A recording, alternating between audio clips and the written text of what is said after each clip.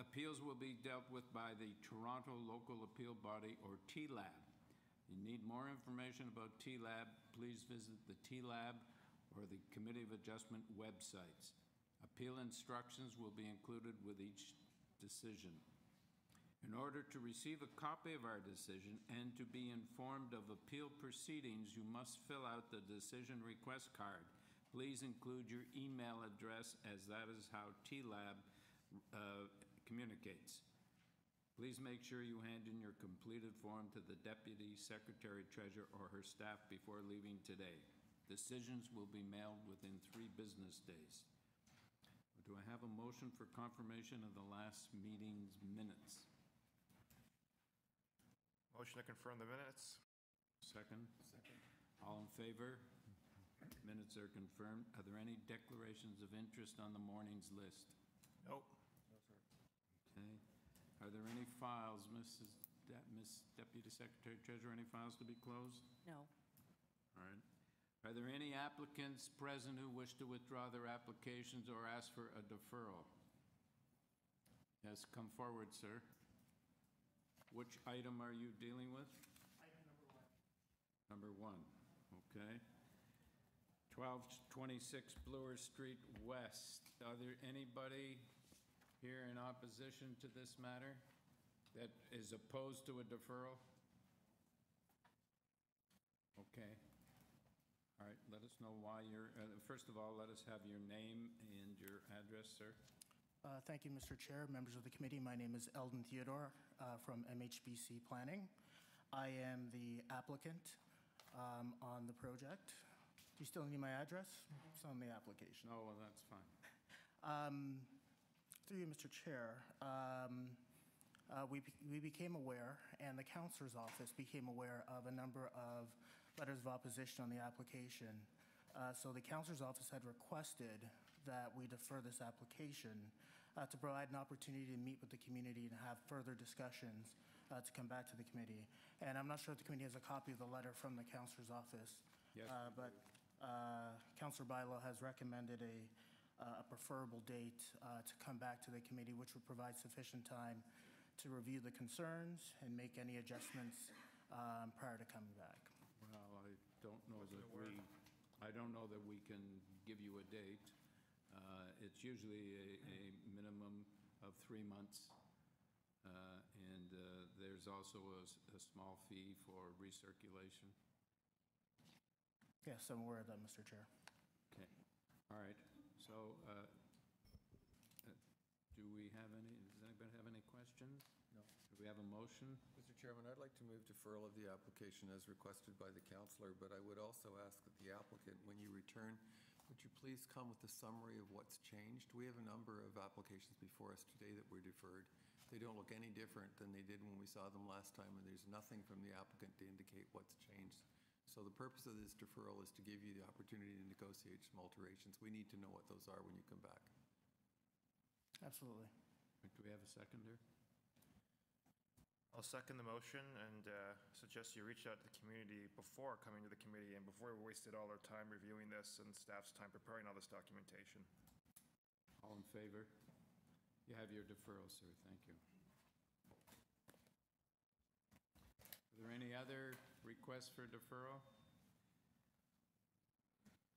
All right, I will vet the morning list. Number 2, 36 Howland Avenue, the applicant.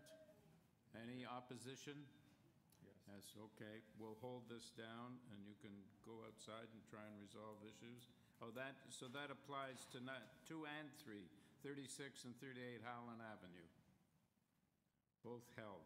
Number 4, 34 Woody Crest Avenue, applicant. Any opposition? Pardon? Opposition's over there. You're the opposition? Yeah. Where's the applicant? Oh, okay. All right, we'll hold this one down too. Number 5, 47 Roxborough Street West, applicant. Opposition? Okay, we'll deal with that one. Number 6, 19 Fernwood Park Avenue, applicant. Opposition? Okay. Number 7, 515 Logan Avenue, applicant. Yes, any opposition? All right. And number 8, 1237 Gerrard Street. Applicant, yes. Any opposition? Number 9, 53 Tyrell Avenue. Applicant, yes. Any opposition? Yes. Where's that? Over here. Okay, perhaps you can go outside and see if you can resolve that. We will hold this one down. Number 10, 97 Kenilsworth Avenue. Applicant, yes, sir. Any opposition? Yes, all right. We're going to hold this one down. You can try and resolve your issues outside. Number 11, 654 Markham Street. Applicant, yes. Opposition? All right, we will deal with that one. Number 12, 44 Hillholm Road. Applicant, opposition? No opposition. Number 13, 40 Lappin Avenue. Applicant, opposition? Okay. Number 14, 212 Strathearn Road. Applicant, any opposition? No. Okay. Number 15, 222 Lippincott Street. Yes. Any opposition? Yes. Just a minute. Are you opposition? You're the applicant and you're the opposition? Okay. We're going to hold it down, and you can go outside and arm wrestle. 16, 110 Elmridge Drive. Applicant, any opposition? No. Okay. Number 17, 5... Turn it. There's opposition back here. There is opposition? We're going to hold that one down. Number 17, 597 Woodbine Avenue. Applicant, yes. Any opposition? Yep. Yes. Okay, we're going to hold that one down. 18, 13 Essex Street, Fiesta Farms. Yes. Is there any opposition? No. Okay. 19, 2107 Dundas Street West. Applicant, any opposition? Yes, opposition. Everything, almost everything's being held down. Okay. Great start. We're going back to the beginning.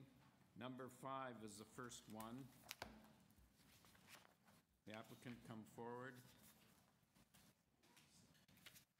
The purpose of this application is to alter the existing 3-story semi-detached dwelling with rear detached garage by constructing a front porch canopy and rear 3-story addition with 3rd-story balcony. The detached garage will be rebuilt to include a rooftop deck. And before us, we have material submitted by the applicant, correspondence from Urban Forestry, reports from Community Planning and Urban Forestry, and support from in the form of 9 form letters. Your name, please. Good morning. My name is Brenda Eisen, and I'm the architect of 47 Roxborough Street West. As you've said, this is a proposal for a renovation and addition to the rear of a semi-detached home. This picture on the projector is a photo of the back of the house. The house on the left, which is red, is the attached house at 49. The house on the right is the one we'll be talking about, which is number 47. We are proposing to rebuild the rear portion of the home, basement and all 3 stories, which will allow us to A, fill in portions of the volume that aren't totally complete, and B, create a flat roof, thereby allowing the 3rd floor space to be more functional. Just going to switch the slide. What is existing now?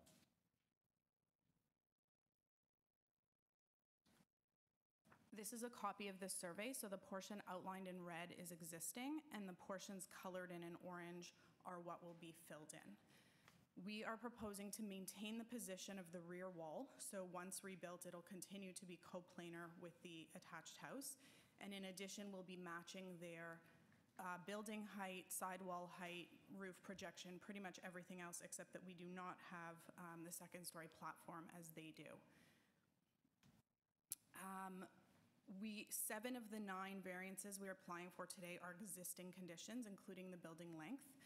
We are only proposing to add gross floor area, which comes from filling in those orange areas, from the existing, which is 0.86, to the proposed, which is 0.91. So 0.86 exists. Correct. Regarding the garage, there is an existing garage at the rear of the property, and it does have a deck on top of it currently. We will likely have to demolish some of this garage for construction access because of the nature of the street and the rear lane. And so we are hoping to get those variances in place in the event that we have to demolish more than 50%, but it is to rebuild the exact same thing in the exact same spot if necessary. Including the deck. Including the deck, correct. As you mentioned, we have a number of letters of support, including 4 that came in last night, which I would like to submit to you. So we have number 49 Roxborough, which is the attached house, and in addition, we have number 45, which is the direct neighbor to the east. So we have neighbors in support, support from community planning, and in addition, our application to urban forestry is well underway. Do I give these to you? All right, thank you. We have received further letters of support from 45 Roxborough, 51 Roxborough, 44 Roxborough, and 43 Roxborough. Thank you. Ms. Eisen, do you have any, are you aware of the recommendations from the planning department about screening of the deck? Yes, we've spoke with the planning department, and we're prepared to include screening on the drawings, Okay, in the proposal. That's on the garage deck. On the garage deck, yes. Any further questions? Do we have a motion? Yes, Mr. Chairman, I'd like to move approval of the application subject to forestry condition number 1 and the planning condition, which is that opaque privacy screening or permanent vegetative screening shall be provided and maintained on the east and west edges of the rooftop terrace located at the rear garage, above the rear garage at a minimum of 1.2 meters measured from the floor of the terrace. Subject to those conditions, Mr. Chairman, I believe that these variances are appropriate and maintain the intent and purpose of the bylaw and the official plan.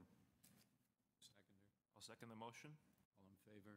You have your approval. Thank you. Thank you very much.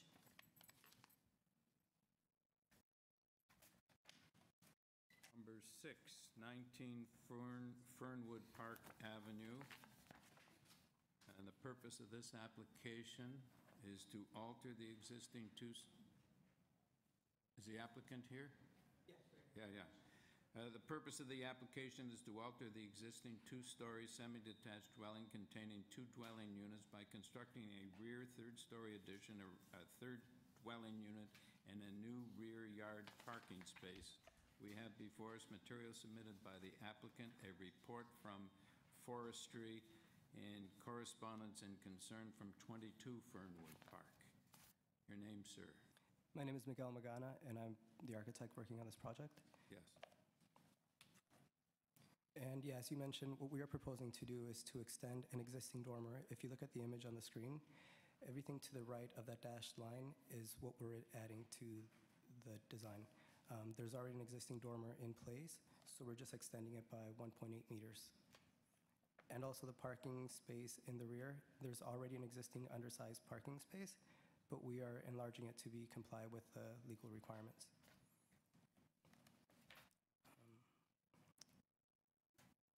And yeah, that's pretty much the scope of our design. Your variance is, there's no variance for parking.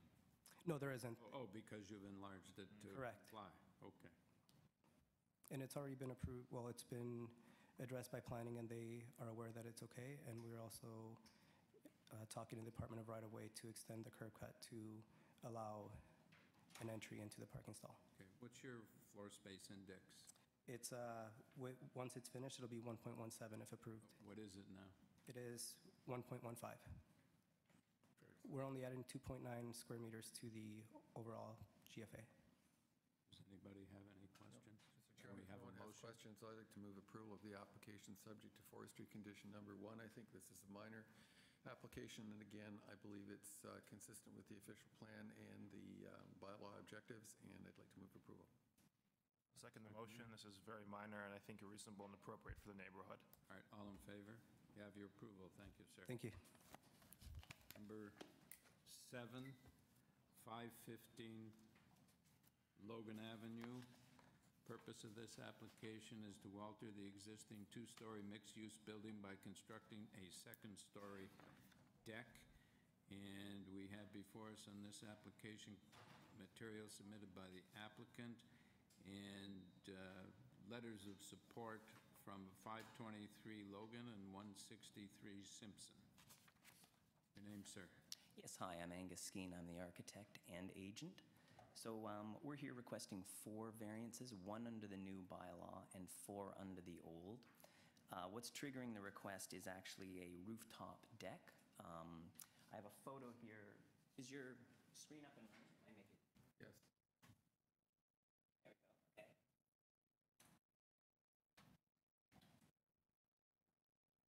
The property is at the corner of Simpson Avenue and Logan, and the deck runs between 2 of the second-floor components. So the deck hasn't been built yet. Some of the reinforcement was done when they did the roof under a building permit a few years ago. What's happening is the 4 variances under the old bylaw, which may well now no longer apply, because as you know, things are changing, are all to do with setbacks, because this is a existing non-conforming commercial unit that goes right to the lot lines. The one zoning variance we need under the new bylaw, which is more than likely the only one that still applies, actually has to do with GFA. Because of the height of the enclosing walls of the deck becomes gross floor area, even though it's open to the sky. So that's how we end up with a gross floor area. What's your existing? The existing GFA? Actually, it's called floor space index. Yeah, floor space index, yeah. It's around 576 right now, and it's going to go up to 728. And that increase is all outdoor space, which is kind of hard to understand, but that's how it's interpreted.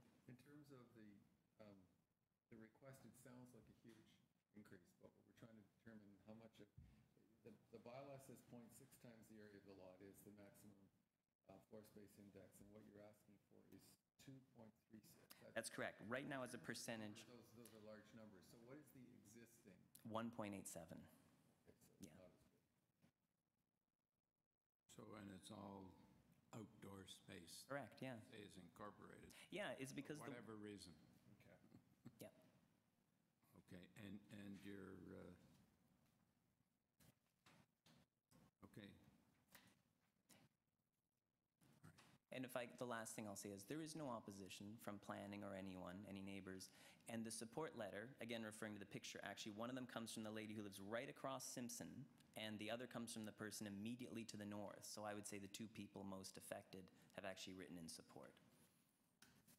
Anybody have any further questions? No. All right, we have a motion. Mr. Chairman, I'd like to bring a motion of approval for the application. I believe that the variances as written are a bit misleading. I don't believe that this results in a substantially larger building as the applicant has indicated. The difference is by virtue of a deck, which I don't think is going to have a huge impact on the community. And there is community support. I believe this is appropriate for the development of the land and certainly is within the objective of the official plan and zoning bylaw. Second. Second the motion? All in favor? Have your approval, sir. Thank you.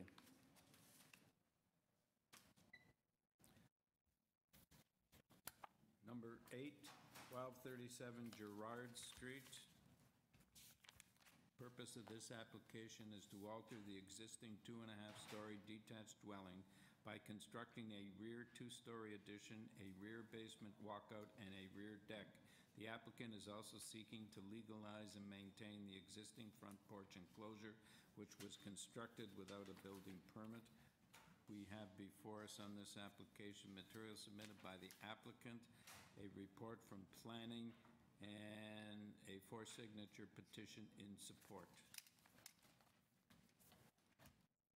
We have your name, please. Good morning. My name is Pamela Pan. I'm the architecture designer and also applicant. Yeah, no, I don't think. Did you see the planning report? Yes, I have. Yes. You have no problem with those conditions? Not at all. I understand. Yes. If that's the case, then I'd like to put forward a motion to approve this application. I think these changes are appropriate and minor for the neighborhood, and I'd like to tie it to the two recommended conditions from staff, that the existing front porch requiring the front yard setback variances shall be no greater than 1 story in height, and the setback from the property line, any floor above the first story, shall remain at the existing front yard setback, 4.7 meters. Do you have a And second? Yeah. I think that's Is it. that It is. Okay, do you have a Second second? the motion. Second, all in favor? You have your approval, thank you. Thank you very much.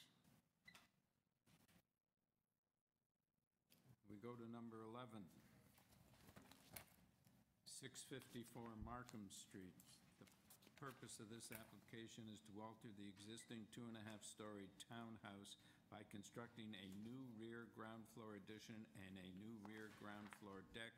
We have before us material submitted by the applicant, email correspondence from planning and urban forestry. Your name, sir? Good morning, Mr. Chair, committee members. My name is Enzo Lacasano. I'm the agent for this application.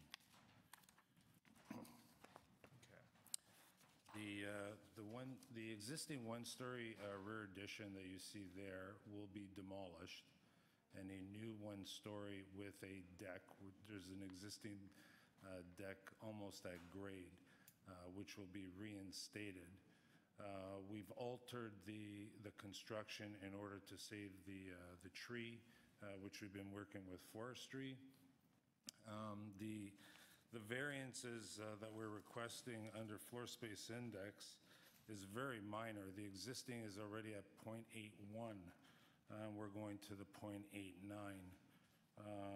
With regards to the setback of the stairs, it's a small stair on the north side, accessing the deck, roughly, I think it's 2 risers.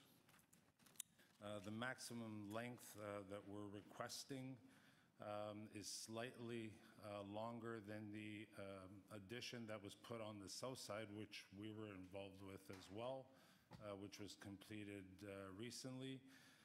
So we feel that this, sorry. What was that dimension? The bylaw says 14 meters. You're asking 20.5 meters. 20.5, correct. Yeah, what is the existing? Oh, the existing? It's already larger than 14 meters long. That is correct.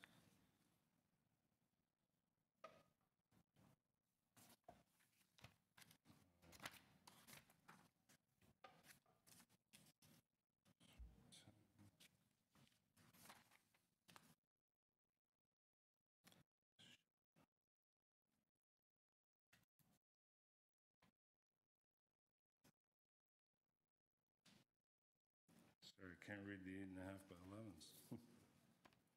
How much are you adding to the deck? I believe it's well, because we're cutting the original building back to the existing face, and then we're coming out. Between what's there and what you would end up with this application is how much, roughly? I believe it's 10 feet to the bay, 3.396. Because the bay extends further back than the, I guess, main wall of the addition. So it would be- The bay sticks out roughly 4 feet. So it's essentially 1 meter less now, and you're adding essentially, No, you're it's- adding 1 meter? No, we're adding an additional from the original rear wall, or sorry, from the original one-story addition, we're adding 12 feet, which includes the bay, which is 4 feet. Okay.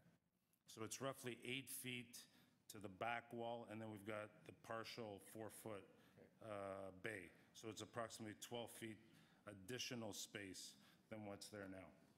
So 4 meters. Yeah. So you're approximately at 16 meters now. That is correct. Any further questions? No. We have a motion? Sure.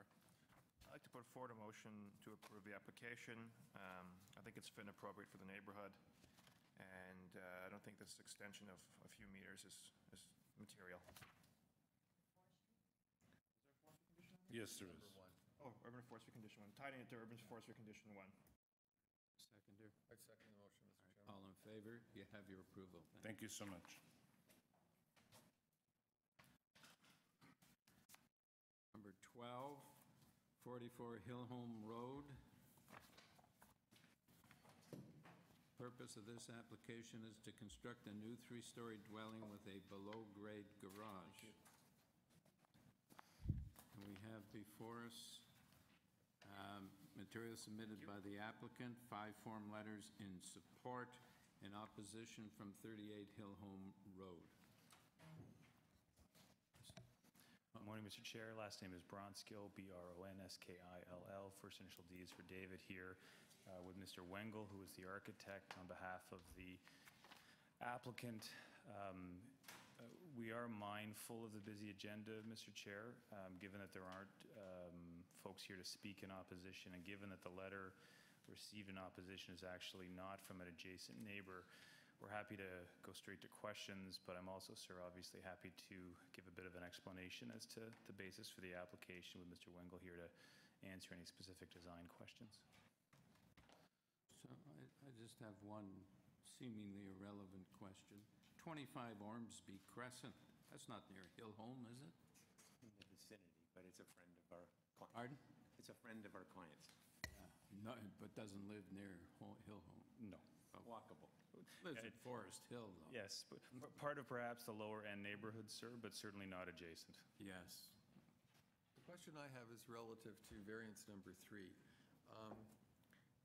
As I reviewed the application, it seemed to me that the substantial increase suggests to me that this is more a bylaw amendment than a variance. Can you give me some reasons why you believe that it's more a variance than a bylaw amendment?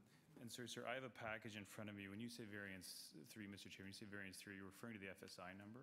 Yes, it's going from 0.35 in the bylaw to 0.9049 as your request. Yes, sir. So Both. 3 times. What we typically do with that type of variance, through you, Mr. Chair, is look at it quantitatively and qualitatively. Obviously, sir, I think the quantitative, actually the numerical aspect, is probably more relevant to your question as to whether it should proceed by way of zoning bylaw amendment. What we've done, sir, page 4 of the package given to you, is actually gone and looked at Committee of Adjustment decisions to find the quantitative range of what's being approved in the area to figure out whether we are reaching a threshold that, sir, I think is fair to your question. Is it the type of number that isn't what is being seen or approved in the neighborhood through the C of A process, such that we really should be going by way of minor variance? What we have found, sir, is a range, and, sir, in fact, some that are larger.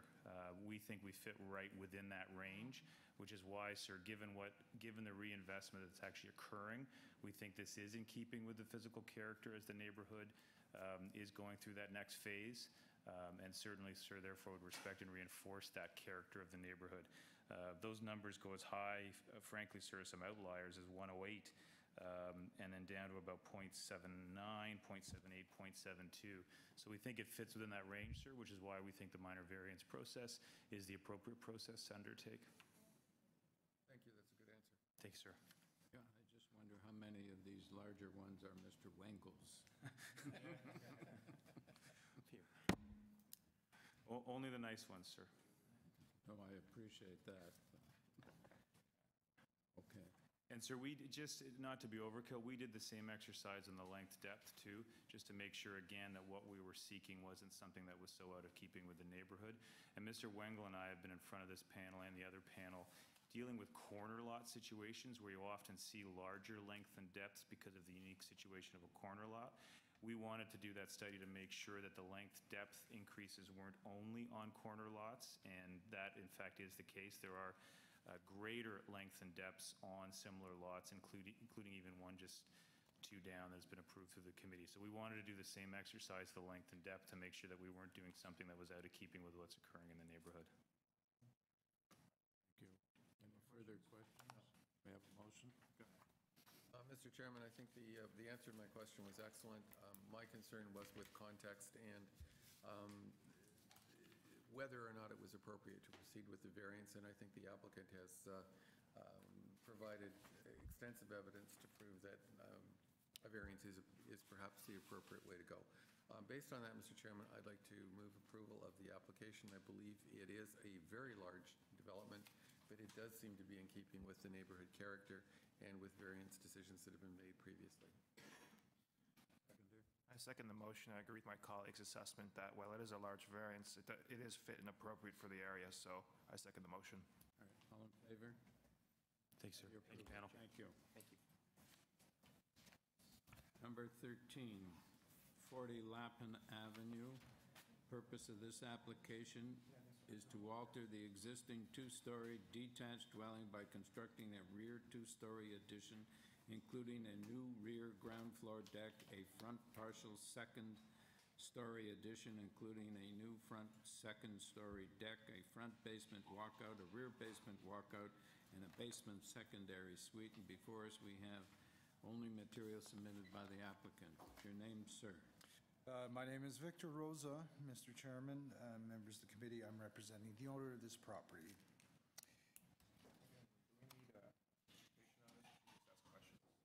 I have one question only. Yes. Could you, we normally have opposition from the planning department when there's a front basement walkout proposed. You have a front basement walkout proposed. Can you advise me of whether or not that's a characteristic in the immediate area and on the street in which It is, through you, Mr. Chairman. There's various properties on this street that I verified have the front basement walkout. In fact, right next door at number 38, I would say, has a front basement walkout. Thank you.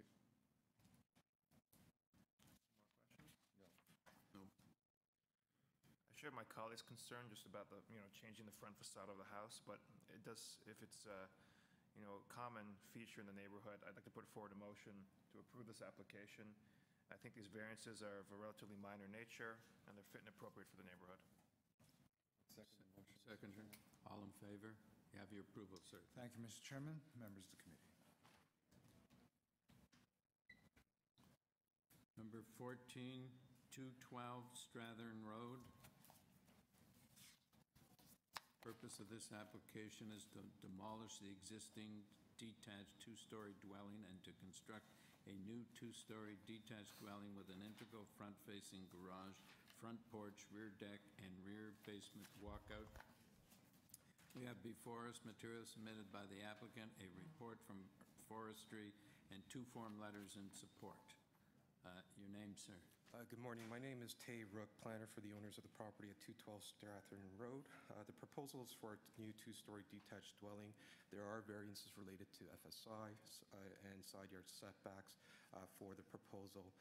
With regards to the side yard setback on the north side, you can see on the site plan the dotted line that's in red is the existing house. So on the north side, you'll note that the side yard setback is less than what's being proposed. The proposed house has been set back. It's almost double than what's existing there on site right now to reach a 0.6 meter setback on the north side. If you look throughout the neighborhood, and if you look at specifically 210, to the south, you'll note that the side yard setback for the adjacent property on the right is also less, and even on the left. So the pattern of development in the area is reduced side yard setback towards the north side, specifically on Strathearn Road. With respect to the FSI,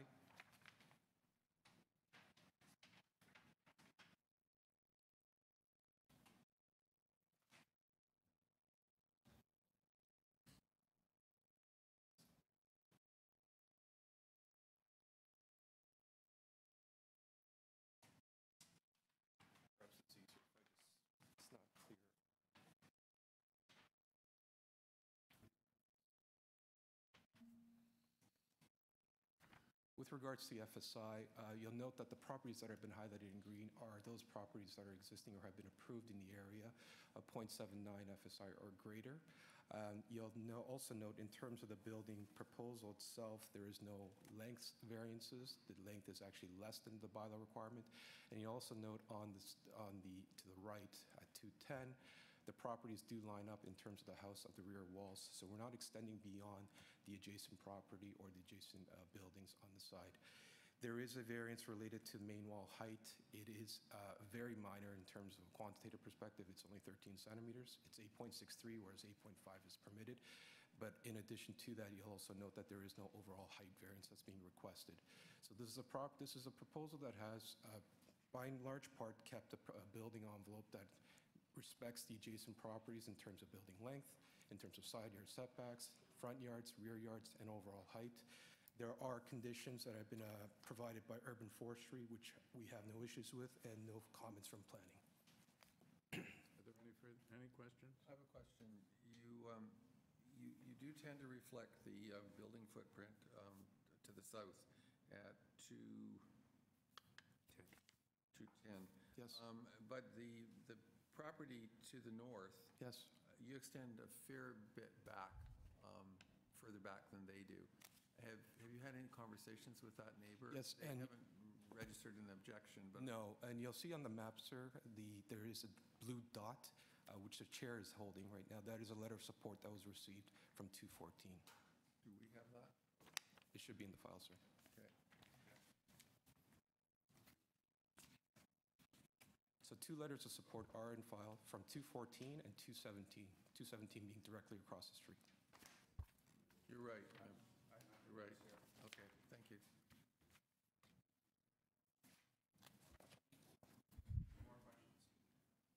No, go for it. You're aware of the urban forestry conditions on this? Yes. No problems with those? No issues with those. All right. I'd like to put forward a motion to approve the application. I think it's fit and appropriate for the neighborhood, and I'd like to tie it to urban forestry conditions 1 and 2. All in favor? Thank you. Thank you. have Approval. And we move to number 18, 13 Essex Street.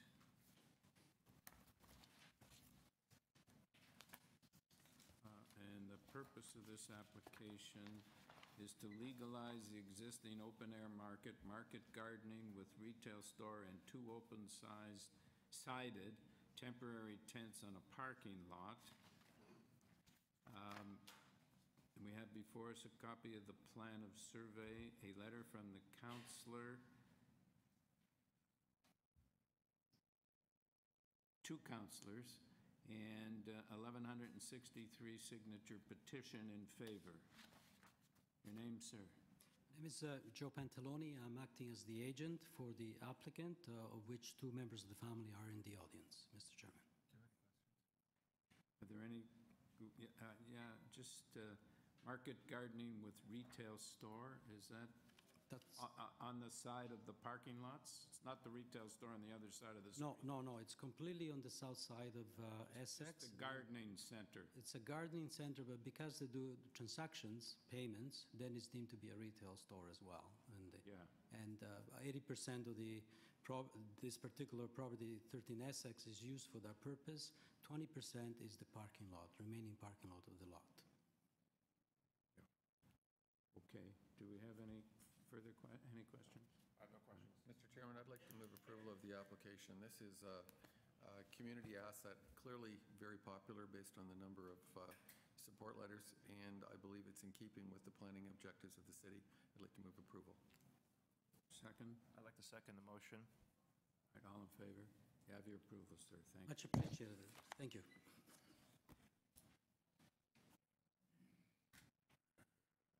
Okay, we got to go back to number 2, 36, number 2 and 3, 36 and 38 Howland Avenue.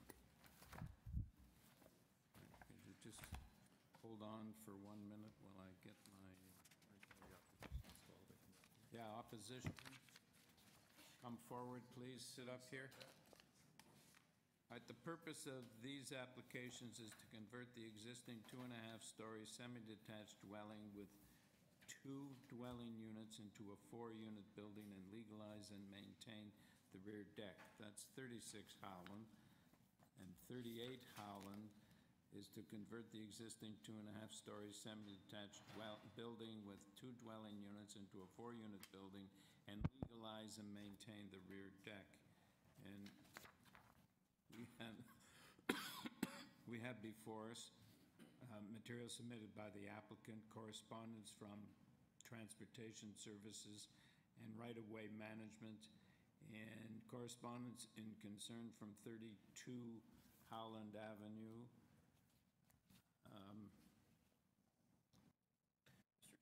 Yes. Do these together? Yes. Okay. Your name, sir? Good morning, Mr. Chairman. It's Mario Silva. I'm the agent for 36 and 38 Howland Avenue. So before us today, there's only two variances, which is the rear deck, which we are maintaining. This is with regards to the side yard where they join together. The other variance is parking. So 36 has a boulevard parking. That's the only parking that's available. Number 38 has one boulevard parking and one private space. I've done a So I study. understand, sir, from transportation, because these are fourplexes, Yes. that the parking you're asking for 36 is not legal and the... Correct. So that you will end up with no parking spaces on 36 and one parking space on 38, is that Yeah, correct? that's our objection. We would like to keep the boulevard parking because I can show you a study of the area which shows there's only 4 dwellings on that particular block, which is from all the way from Bloor Street to Barton Avenue. There's only 4 dwellings that have no parking whatsoever. 48% of them have a combination of boulevard parking as well as private parking by a means of a driveway or a garage at the rear. And 52% of the others have boulevard parking. So we'd like to maintain the boulevard parking as it stands. I don't think we have that option before us. Do you have the report from Transportation, yes. right-of-way management? Well, Yes. they basically are saying that if you got approval of a semi-detached fourplex, let's just deal with the one first, because they are slightly different. If you deal with 36. If you got approval for a fourplex, a semi-detached fourplex, you wouldn't be eligible for the front yard parking. It would be removed, and you'd have to restore it to landscaping. We don't, as I read this report, Right. we don't have the option of authorizing you to continue with that parking. But my argument is that this is not a new development. This is an existing situation which we would like to maintain. Okay, I don't believe that we have The authority. power or the So is authority this- before us to do that. Are you saying this is a lawful non-conforming use? That it was there before the bylaw dealing with... For sure. The boulevard parking that's there, it's licensed. Yeah, but you're changing from a I'm dealing with 36 only at this point. But you're changing from a 2-dwelling unit into a 4-unit building, so you're not a legal non-conforming use with respect to a fourplex. Right. So you have to deal with the bylaw as it exists now, and you're not entitled, as I understand it, to Correct. But claim that it's a lawful non-conforming use. But given the fact that we're not rebuilding the houses, then we are stuck with our situation. That's what I'm saying. But you are recommending a change in use. Yeah. Yes, And that because these are large Chairman says houses. that brings you in, you then have to comply with the bylaw. And so I don't believe what you're asking us to do, we can do. Should we hear from the neighbor here's concerns? So are there any other concerns or any other submissions you want to Oh, make? we have 2 letters of support from 32, which they have no objection to our parking situation. Yeah, no, I appreciate that. We have another neighbor here, which is number 34, and he also has shown no objection to Okay. the boulevard. Let us hear from the neighbor and see what his objections are. Thank you. Hi, my name is Robert Davis. Would you come forward, Oh, come forward, please?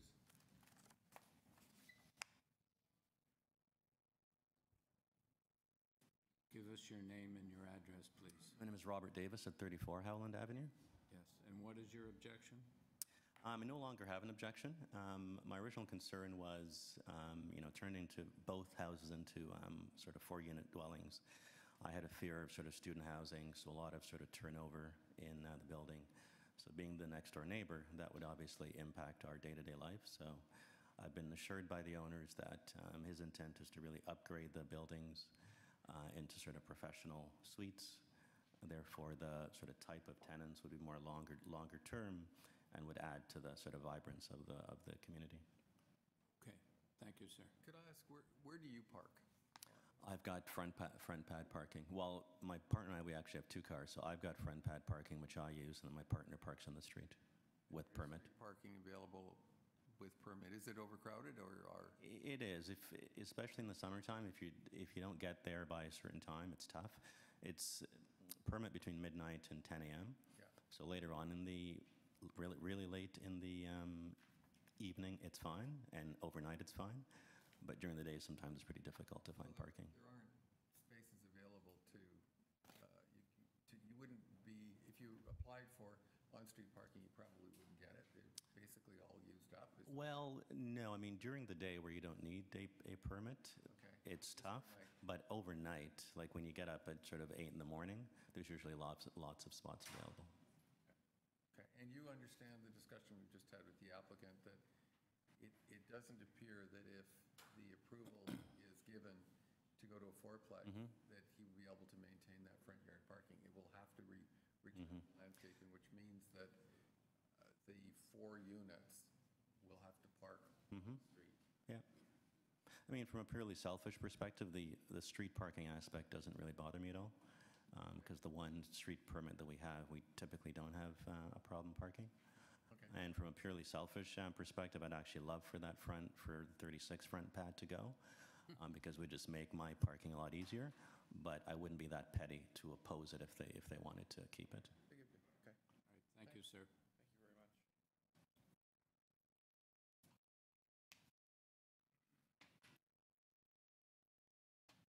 Sir, I don't think that we have any authority to deal with the parking situation. That's something you're going to have to deal with transportation services. Okay, I understand your position. So but I only so that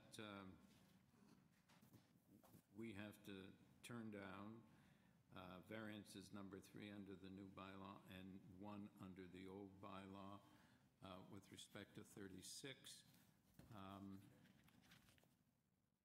And the same with 38, but we can approve variance number 1 with respect to the deck. Right, but you are approving the fact that we don't have 3 parking spaces on variance number 3. Well, we can't really deal with it. It probably shouldn't be here as a variance. But the bylaw requires 3 parking spaces. In order for us to have the 2 units, or 4 units, we have to have a variance over the parking. Yeah, I suppose we have to prove it with no parking space. Correct. That's what I'm pointing out, yes. Yeah. Okay. And to that point, can you tell me where the closest TTC service is for the site? Bloor. Service? Yeah, it's Bloor and Bathurst. Well, this is on the Bloor subway line, so Okay, so it's... You're about a block from Bloor, right? Actually, less. It's half a block from where we are. And you're at essentially at Bathurst Street. Yes, close to Bathurst or Spadina. In between. Okay. Next to the Bloor subway line. Could I ask a question of the Deputy Yes. Treasurer? Yes. If we were to approve, just dealing with 36, if we were to approve this variance request, given the comments of right-of-way management about parking, if we don't approve 3 and 4, that doesn't, how do we proceed? Do we approve it by changing the wording of 3 and 3 on the new bylaw and 1 on the old bylaw, or do we approve it as it is here, subject to the condition that we have about parking? I'm not sure how to proceed. Or do we approve it for 0 parking spaces, or variance 3 and variance 1? Okay.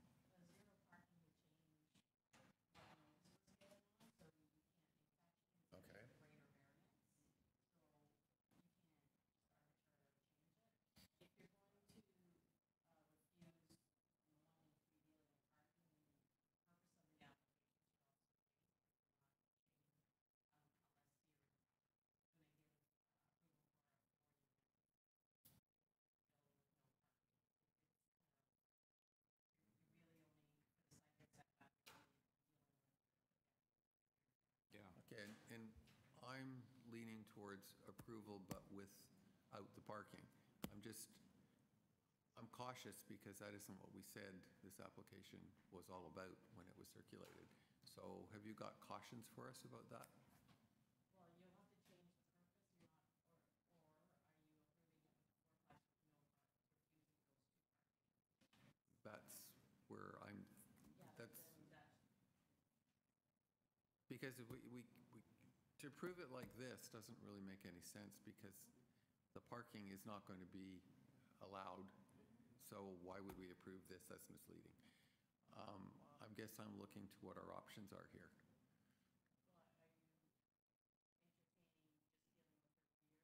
Yes, I am. I can't speak for my colleagues.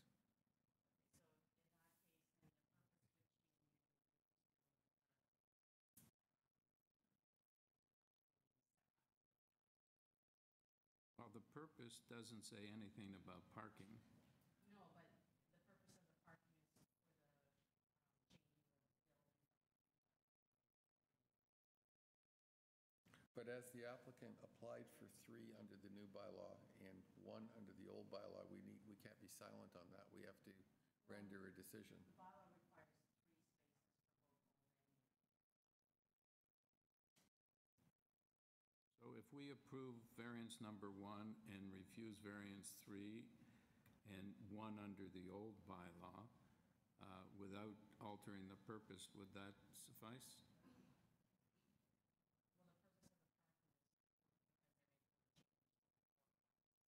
But we understand it can't have parking in that case. Oh, really?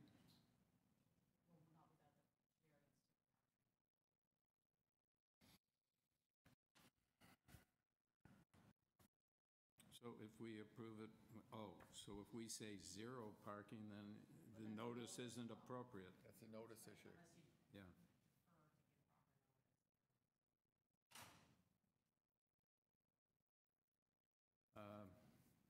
Sir, we're in a dilemma here because we're caught between a rock and a hard place.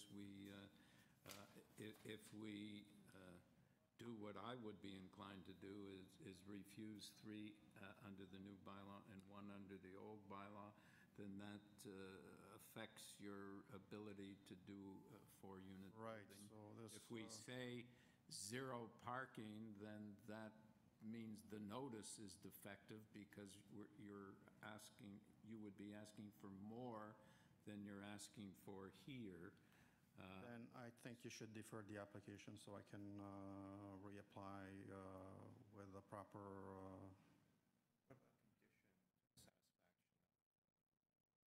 That was my first, I don't think that helps him. I think it just puts him behind the 8 ball. It doesn't help him at all. Maybe. Yeah. So I would agree with your suggestion that defer it and you deal with transportation and see what you can work out with them, because it appears that if we deal with the parking, you're going to jeopardize your ability to make it into a 4-plex, which we don't want to. I mean, we don't appear to have objection to that. We can't deal with the parking as asked for. So so you should defer it, and you can deal with transportation and then restructure your application. Okay, so we are... Can I ask one other question? If we were to approve only variance number 1, it basically only deals with the deck. It doesn't deal with anything else. It doesn't automatically give you approval for 4-plex. I think but it doesnn't hold you up. You could proceed it with... does, because this deck is an existing situation. We're not here for the deck. We're just here for the 4-plex. Okay. Then So that would mean he'd have to bring a new application back, with yeah. respect to the 4-plex. If we defer it, then he can pay just the recirculation fee. So, Mr. Chairman, I'd like to move a deferral of the application to give the applicant the opportunity to deal with right-of-way management with regard to parking, and to bring a revision back to the committee when that issue's been clarified. That's for items I 2 think and 3, 36 and 38? Yes, I think it applies to both. Yes. All right, do we have a seconder? Maybe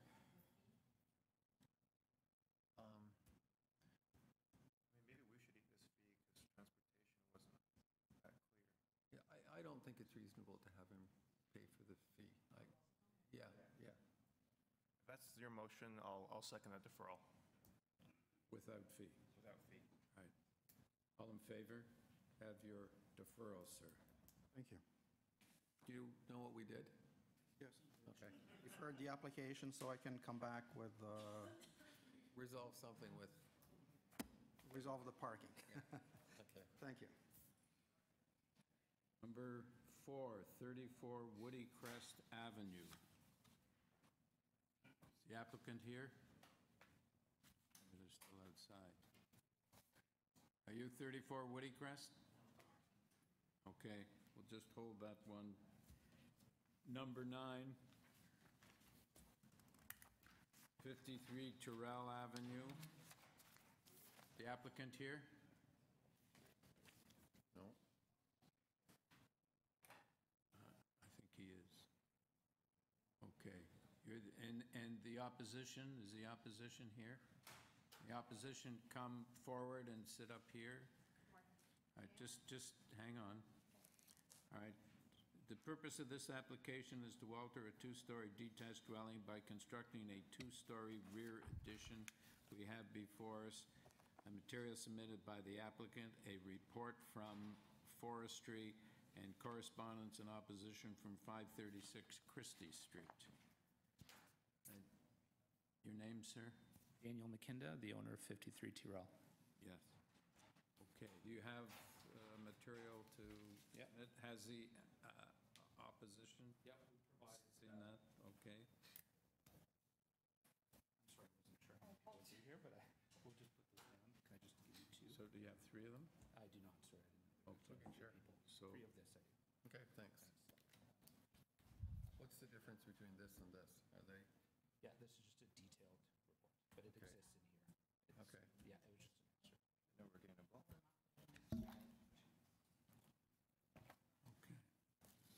So,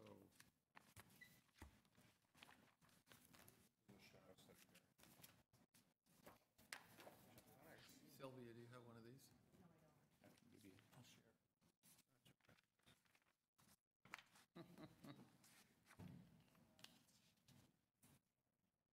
so have you talked to your neighbor? Yes, we have. We spoke.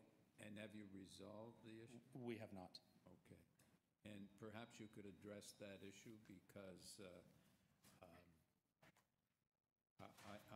I'm familiar with this house. I know it's very small. I know the lot is very small, and I appreciate that's why the floor space index is, or the gross floor area is enlarged. So it becomes a question. I believe the opposition says you're blocking my son. So that was the understanding, yes. Could you address that issue? So that came up when my wife spoke to the owners of that home. So we, in the last week since we spoke to them, we prepared this study that proved that it was essentially insignificant and the impact was only for a mere approximate hour during the wintertime. And even that was a couple feet of sunshine limitation on their home. So are you referring to, do you want to Yes. walk us through what you've got here? Absolutely. I have some other things to say, but do you want to? Go with your presentation. Yeah? Yep, Okay. as long as you cover everything. For sure. So, I mean, obviously, we'd like to thank the committee and the adjustment and the City of Toronto for your time today and for providing the forum to further address our application. I'm joined here by my wife, Barbara, for whom I'd lived at 53 Tyrell Avenue for approximately 5-6 years. As you will see from the documentation before you. You've lived there? You live Yes. there now? Yes. Okay. I thought you lived on We're 53 Tyrell Avenue. Witchwood Park. No, that's the architect's address. Oh. But I thought you were the architect. no, we're the owners. Oh, because, It's the same last name. oh, I see. Sorry. Yeah. Melnick. Yes. Okay. He is here too. All right. So prior to moving into this home, ironically, my wife and I did also live in the area, a neighborhood that also been fortunate to live in my entire life. I was born a few streets over on Alcina Avenue. So as a family, we remain passionate and committed to the neighborhood, and through our desire to remain in the existing home, our kids attending school in the area, various programs, and my wife working at a local business within a 10-minute walk. We're also up against the current housing marketplace that easily prices us out of other homes in Toronto, making it difficult to relocate. When the decision was made to pursue an addition to our home, we ensured that we would objectively do it right. We would work with professionals, obtain a zoning certificate and assessment from the city, ensure our neighbors were aware of our plans, and certainly pursue a structure that was visually an improvement for those that could and would see it. We strived for design that was architecturally appealing, consistent with the existing home and neighborhood, and had little to no impact on the neighbors, and in a perfect world, was an improvement for those in the immediate vicinity. We'll believe that this has been achieved and hope the committee agrees. Since that time and prior to this hearing, we also ensured that we did the right thing by talking to our neighbors. We spoke to various people in the neighborhood and told them of our plans for a rear addition.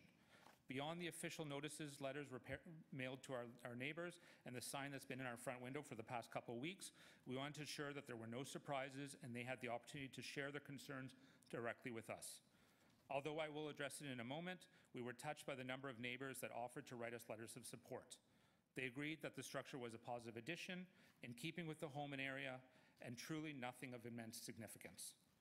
Upon starting this application process, it became evident that our home sits, as you had mentioned, sir, along with two other homes on what was likely a single property at one point in time, and the combined property size of our home and our two neighbors to the east and southeast is consistent with almost every other single-family home to the south of us.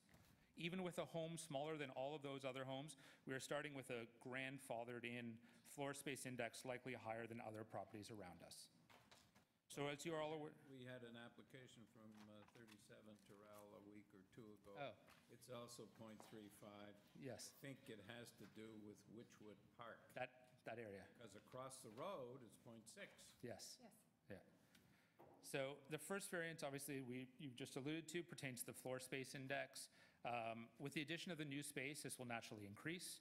While we have increased the footprint of the home, we have ensured that we maintain adequate soft landscape and green space and a home that is not overbearing for the property or the neighborhood. We also will be demolishing an existing poorly built and aesthetically unpleasing addition that was put on the house many years ago. The second variance pertains to the minimum required rear yard setback, essentially looking to decrease the setback from 4.5 meters to 2.5 meters. And finally, the third variance, which appears to be from the bylaws of the previous municipalities, surrounds the projection of the eaves. We are comfortable assuring the committee that the projection of the eaves is very standard for this size and style of home and is designed at only 0.41 meters, therefore slightly legally under the 0.45 projection allowed. Not at the possibly misleading, and this is my interpretation, of the 4.9 meters cited in the documentation. Sir, I thought that your rear yard setback request proposal was 3.13. You said something about 2 point something. It was the decrease, yes. Yeah, the delta, yeah. All right. Is that. So, Mr. Chair. All right. And then about a week ago, we also learned that a neighbor of ours intended to attend today's hearing to voice their concerns surrounding the impact that our addition will have on the volume of sunlight that reaches their property.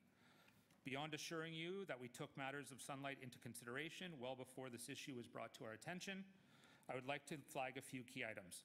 Firstly, our addition sits west of their property and in no way impacts their southern exposure. Secondly, we pursued a shadow study to research their claim and remain confident that, if any impact whatsoever, it would be extremely minimal. Finally, very recent developments with an arborist and the City of Toronto tree and ravine protections permits have shown a large and diseased tree that sits between our properties, essentially a boundary tree, a tree that will likely need to come down. We believe that removal of this tree will open up a considerable amount of new sunlight that a neighbor's property has never been exposed to before. So where is that tree? That sits directly between our two backyards, essentially 50-50. Okay, Yeah. So it's on the property line. Yes, correct. Okay. So, Sir, you're just please wrap up. Yep, no problem. I have it in conclusion. So, in conclusion, we believe that the proposed addition satisfies suitable planning principles.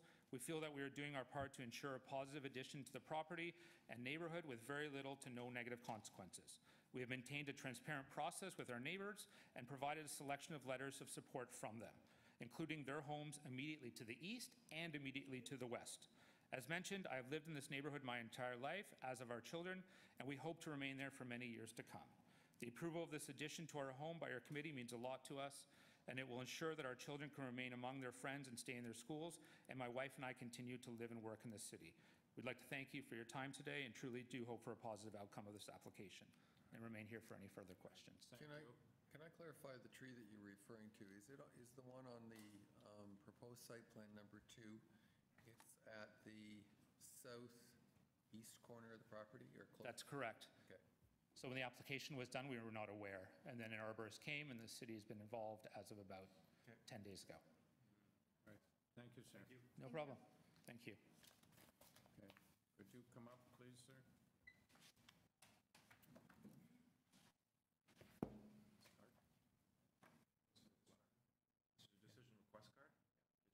Yeah, it goes. Have you seen the shadow study? I have, yes. Yeah, it was just provided to it when I walked in here today. Okay. Tell us your name. My name's Evan Marcus. I'm the owner of 536 Christie Street. Yes. So first and foremost, thank you very much for your time, Chair and members of the committee. Also want to thank the McKindas. I have to commend them. They have been wonderful throughout this process. They gave us a heads up. They gave us an opportunity to talk to them and obviously to voice our concerns. So I can't fault them in that regard for any of the steps they've undertaken leading up to today. I think the concerns that we've raised are adequately articulated in the letter that I submitted to you. So I wouldn't purport to review those in any detail unless there are particular questions. Unfortunately, the situation we're dealing with here is a bit of a zero-sum game in that obviously the McKindas win becomes my family's loss and vice versa. I'm fully sympathetic to the concerns they raised with respect to the real estate housing market, the nature of the area, staying in the area, work concerns. Those are obviously the same fundamental concerns my wife and I have with our young growing family. I do appreciate the sunlight study and the fact that we will not have a markedly different amount of sunlight to our backyard at certain times of the year. That being said, sunlight was only one of the fundamental considerations going into our opposition to the requested proposal for variance. Fundamentally, and again, I understand that some of you or all of you have visited the house and the neighborhood. Fundamentally, the biggest concern is we're effectively adding what equates to another half a house into our backyard, which further surrounds us by walls. Obviously, part of the reason for buying the house was to have a decent-sized backyard with some decent exposure and not feel crowded in entirely by walls, which is characteristic of the other houses in the neighborhood. And while I appreciate the fact that we may not have markedly reduced sunlight, we certainly will have a considerably larger wall directly in our backyard, which obviously impacts privacy, the feeling in our own backyard, et cetera, that I think goes without saying. There are windows on the side of this addition on your side of the property to impact your privacy, you said? I know we talked with Barb the other day about whether or not there were going to be windows added or weren't going to be windows added on our side. I'm not sure where they've landed on that with respect to the proposed addition. Either way, on the one hand, on the windows, again, Barb had said that obviously they'd be happy to have windows, but again, then they'd have blinds. Yep. Can I clarify, if I'm correct, that's the east elevation of the proposal, right? Do you have a copy? Can you put it on the overhead? Absolutely. There are windows on the second floor. Here, I've got one. If you want to, if we're going to discuss it, we might as well. I'll be talking about the same thing.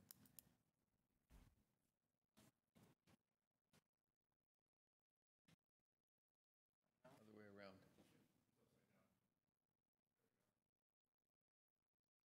Yeah. So there would be windows, and again, I can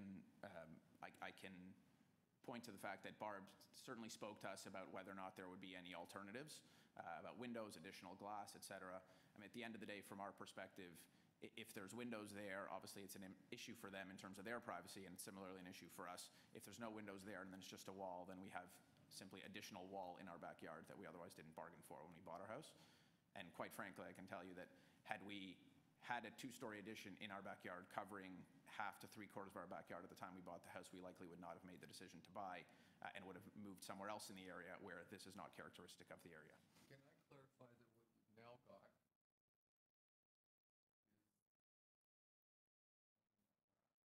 That's right, and the roof slopes somewhat, so it's not a flat roof, it slopes somewhat on the one-story addition. But beyond the McKinda's property is another property that has a blank wall facing your property as well. That's right, but it's probably about 60 feet away from us with Well, a I wouldn't considerable amount say of it's distance in 60 feet because the McKinda's property is very narrow, and that that building goes quite a ways in. I'd say it's, I don't know, maybe 35, 40 feet.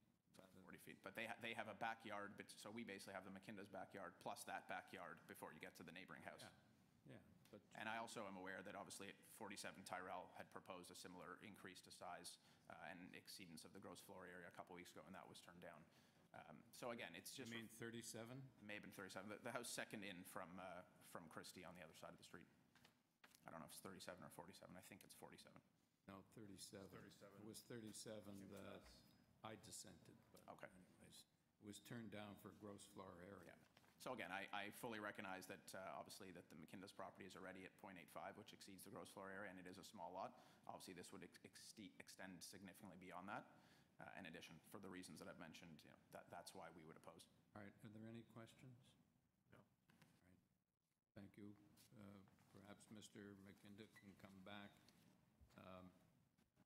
Can you address the issue of these windows? Yeah, absolutely. Listen, we have better things to do than to peer out the window into neighbors' properties, but we're absolutely open to a solution that works for that family as well, whether that's more windows or less windows. This was just architecturally pleasing to us. That area is largely a small office with a bathroom. There's no intention to have a lot of dialogue within that window. That's going to be a master bathroom up there. You may want a translucent window. Yes. Sure. I don't think anybody wants to look at me either. No. Actually, that's a study, is it not? Pardon? I beg your pardon? Yes, that's what I said. It's a small office and a bathroom. Yeah. Oh, those studies on the main floor. No, that's Study the on family the room. second floor, the room that's facing your neighbor. Yes. Is a study, not That's correct. That's why I said, no, the second floor is a study and a bathroom. Yeah, yes. All right, are there any questions? Yes. What is your existing side yard setback or rear yard setback?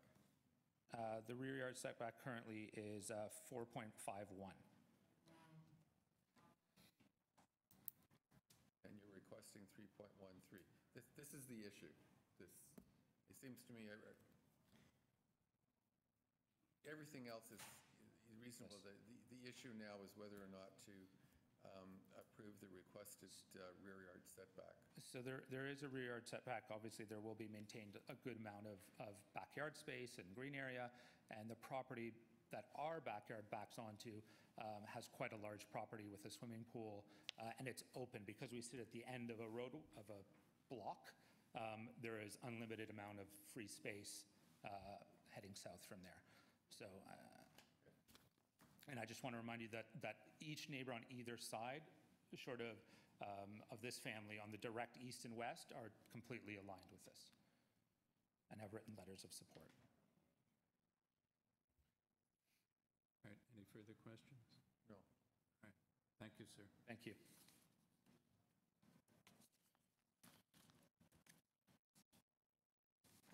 Somebody want a copy? I've seen the property. In fact, I've been in the house. It's a very small house. It's a modest extension, in my opinion. It's on a small lot, which is why you end up with, you add very little on, and you end up with a rear yard setback that seems to be small, and you end up with a large gross floor area. So I think they're doing what they can with respect to the site. It doesn't seem to me that there's a shadow problem, etc.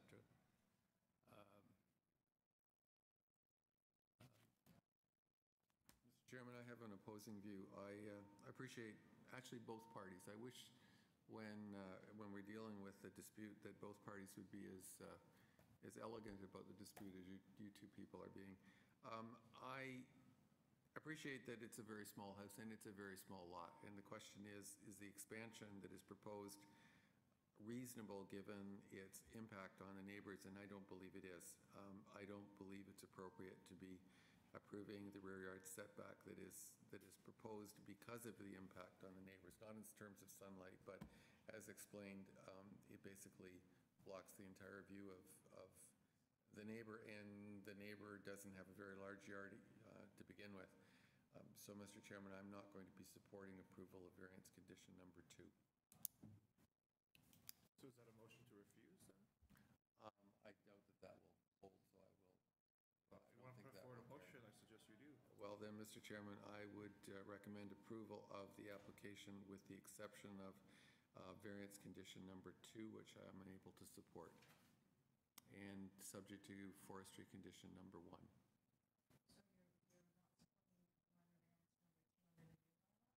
No, and 2 under the old bylaws. 2 under the old one. Basically, the rear yard setback request. Why not just refuse the whole application? Yeah. If you're going to do that. You can't build the addition, the proposed addition without that's affecting the rear yard setback. Okay, so I would support a motion to refuse because I share your concerns, but I don't want to support the motion in its current form. okay. Do you want to put forward your motion and I'll support it then? Sure. This is a complicated case. It's a small lot, small home, tight space. But I have to say I share some of my colleagues' concerns just about the impact on the neighbors. And therefore, I'll be putting forward a motion to refuse the application. But I appreciate both the applicants and the neighbors and the civil way in which this has been managed. Seconder? My comments as well to both parties. This is a difficult decision, but for the reasons that are mentioned, All right, all in favor? Opposed? Your application's refused, sir. Please.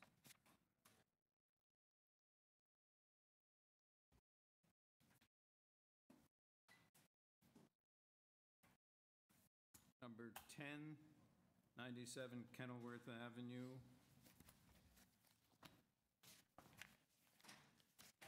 Purpose of this application is to construct a new 3-story detached dwelling with an integral garage.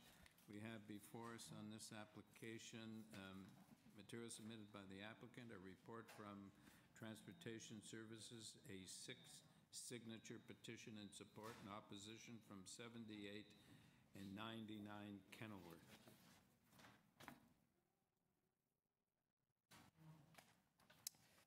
Your name, sir? Good morning. My name is Trevor Gain. I'm here as part of the applicant for Darrow Design. I'm here to speak to the merits of the application. So the owner is currently looking to tear down the existing small 2-story house and build a new 2-story house in its place. There's 3 two-story house? The purpose says 3-story. It's a 3-story house. It's multi-leveled, so yes, 3-story house here. I'm corrected. There's 3 variances associated with this design. One, we have to provide parking based on the lot frontage of this, so it's always a struggle to try and get parking spaces without creating variances.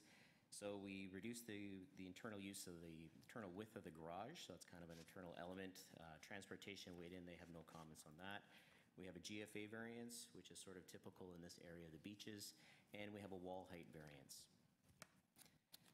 So the photos that I sent, that I just submitted to you, I just went through the neighborhood and we kind of looked at the existing housing stock in the area. So the first page is on Kenilsworth. The first 2 photos are the subject property, the White House.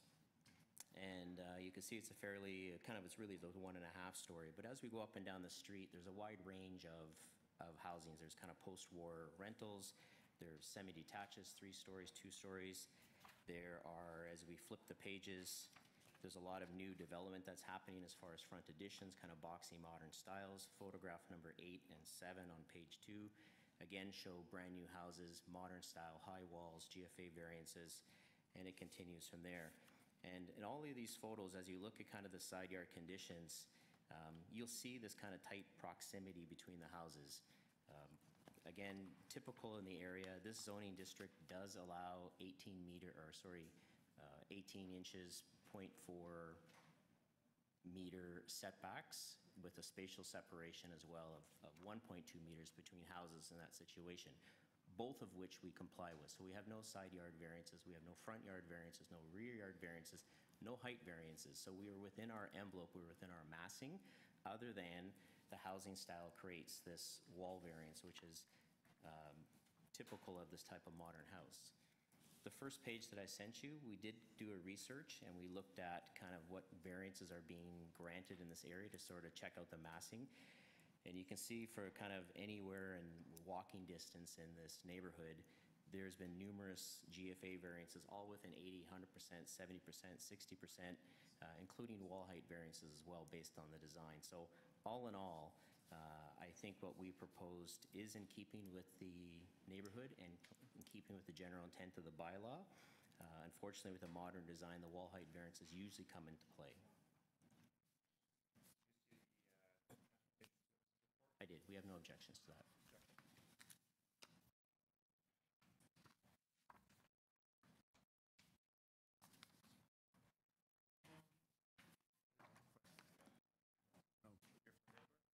Yes. Thank you. Please come forward.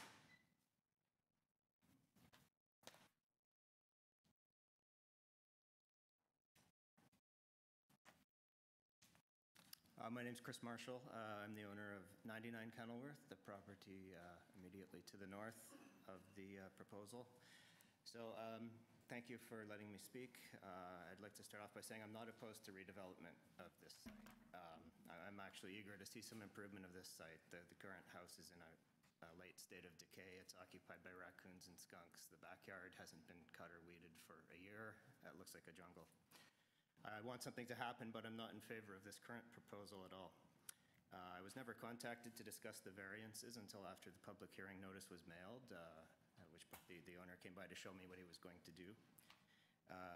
After the applicant received my objection letter, he came by again and contacted me, and we discussed it, but he said he couldn't possibly find any way to reduce the size, despite the fact that there's an integral garage and 36 square meters of empty unused space in the building.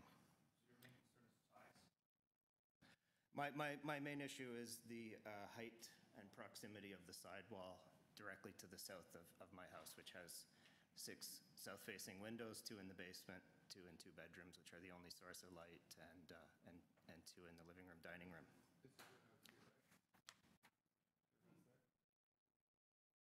Yes, that's correct. So the increase in height of the sidewall is 32% above what's allowed, about 2.4 meters, almost 1 extra story. And the increase in floor space is an extra 47%. So I don't consider these minor, but I think we also have to consider the context of the building. And the context is that on these streets, houses tended to be built in pairs where there was 2 close together and typically no windows on that side of the house. And then there was a bigger gap between the next pair, and everybody had their windows on those wider gaps. This is going to completely block the light and the view from these 6 windows on my south side. The surface area of this wall is actually slightly larger than the surface area of a volleyball court, just to put it in perspective, 165 square meters. What? Slightly larger than the surface area of a volleyball court. It's 165 square meters.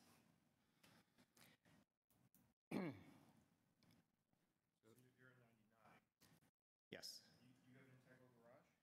I do, and I don't think it's in keeping with the street. It was there when I purchased the house. If I have the opportunity, I'd like to return it, restore it to livable space. As far as I can recall, I think there's only 3 integral garages on the street, so it's not characteristic of the neighborhood. I don't like mine at all. And it's the integral garage that's pushing the whole building up higher than it needs to be. And it's making an awkward design where there's this unused space in the back on the ground level. The house next to you on the other side, 101, I assume, is quite a bit higher than yours. Is that right? Yes, yeah, it's higher. As I was saying, the houses are tended to be built in pairs, so that's my north-facing wall and has no windows, so I'm not really bothered by the height of that building. I think that the previous owners of my house fought the expansion of that, but now it's done, and being to the north, it doesn't bother me. What bothers me is the blocking of my 6 windows to the south. I also have some concerns about drainage and potential flooding, which is a real issue on our street. I want to point out this, unlike the previous application, this isn't a family that outgrew their house and needs a little addition. This is somebody who bought the lot a year ago specifically because he wanted to build this big house. He can't settle for anything less, he says. This is what he needs, but he bought a lot that can't accommodate that house. So I also would like to point out, this is our home for the foreseeable future. I don't think that's the case for the applicant. I don't think we want to take that consideration into account. Understood. We're just looking at the variances and how this will impact you. All right, so can you wrap up now? We're getting close to 5 minutes. Okay. I would just like to say there's 6 signatures of no objection. 3 of the signatures are from renters, and that's fine with me. They think they should have their say, but they were never invited to submit an objection. So their signature of no objection is not necessarily meaningful. And I would also like to point out that there's some errors on the site plan. Perhaps in his rebuttal, the applicant could clarify the position of 109 and 59 Kenilsworth on the site plan.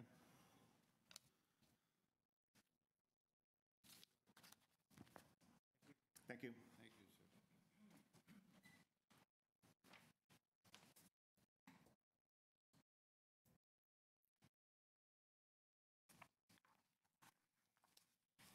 sir. Thank you, Mr. Chair. Basically, I'll just I made some points. So the garage, like I mentioned, we don't have a minor variance for it. He's right. There are about 4 integral garages on the street. They're in the photographs, and in the first 2 pages, you'll see them. Some below-grade garage, some integral, some detached garages. Also, the nature of the street, again, this old housing stock, you have houses that are sitting on the front setbacks. If you look at photograph number 5 on page 1, these houses are pushed way back, and they got this garage sitting up the street. So there's this kind of juxtaposition of houses coming in and out, creating all sorts of shadows and overlook and whatnot.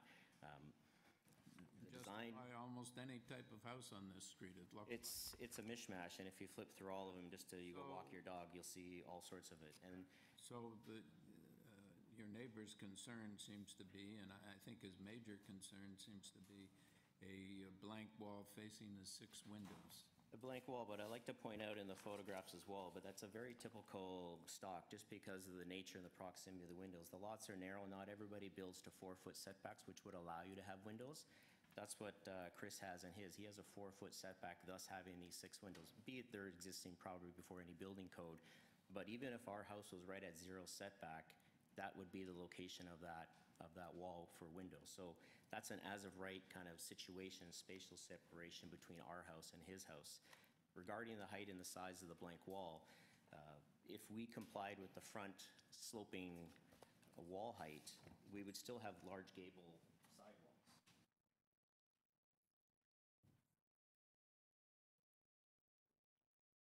This is a graphic of our front elevation. So 7.5 meters is our allowable wall height. Our eave is actually at 5.8, which is well under what it is, and then it slopes up to the roof, which we're still underneath our allowable building height. Look at the side elevation.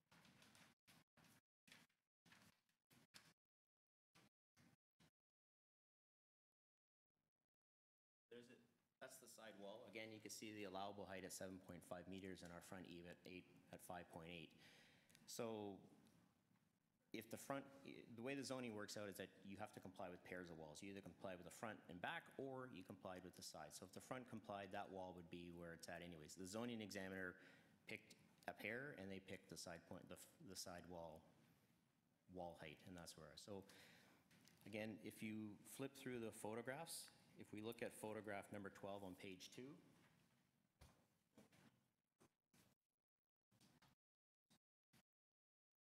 that's a very similar wall profile. We have a sloping front roof with a dormer. We have a tall wall, no windows, or it might be a window there, which a flat roof across the top and straight down the back. And if you flip from picture to picture to picture, you'll see the proximity. It's just the nature of the beach. It's the nature of the setbacks. Again, we have no setback for the house, so the massing is there. It's just configured in a way that our neighbor is just not happy with. His other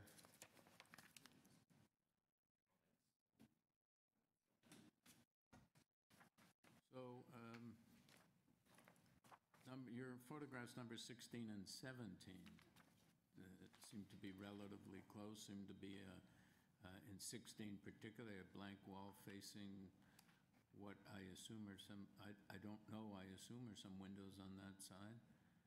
Yeah, that looks like a driveway that goes right to the back. So, but even if you look at photograph 15, right, you have that might be more of a traditional, typical 2.5-story, but again, you got a large gable wall there, probably about maybe 4 feet between houses, right? Look at photograph 18 with, again, a new modern house built right beside it, kind of a sloping roof, flat roof across the top, blank wall. Turn to page 4. Photograph 19, again, semi-detaches, gable walls. 20, look at, there's tall stories, integral garages, very tall, narrow, blank walls. So, like I said, I think the design, we did work hard to come up with only 3 variances, which we were happy with, as best you could be, and keeping with the history that we found, we think we are in character, and we wish for your approval. All right, thank you, sir. Any questions? Yeah, the errors on the site plan? What was that, sir? I don't understand what you're referring to. 59 and 109. 59 on the site plan?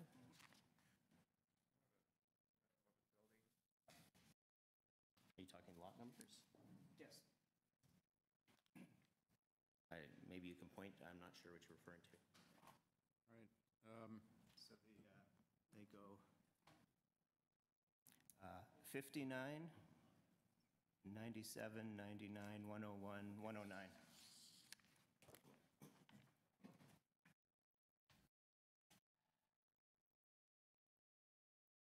Just to spend a second on this, this is an existing survey. This survey was prepared by our surveyors. And you'll know this is a little cut line. This is a typical thing that the surveyors do. They bring their ties to a certain building and then they bring it back up. So this is number 59, which is down the street. There's a cut line where the properties and all the other houses are there, and then it starts the 2 adjacent properties. That's. No, they're mislabeled. There's errors. I'll have to take it up with my surveyor. That's not. Yeah.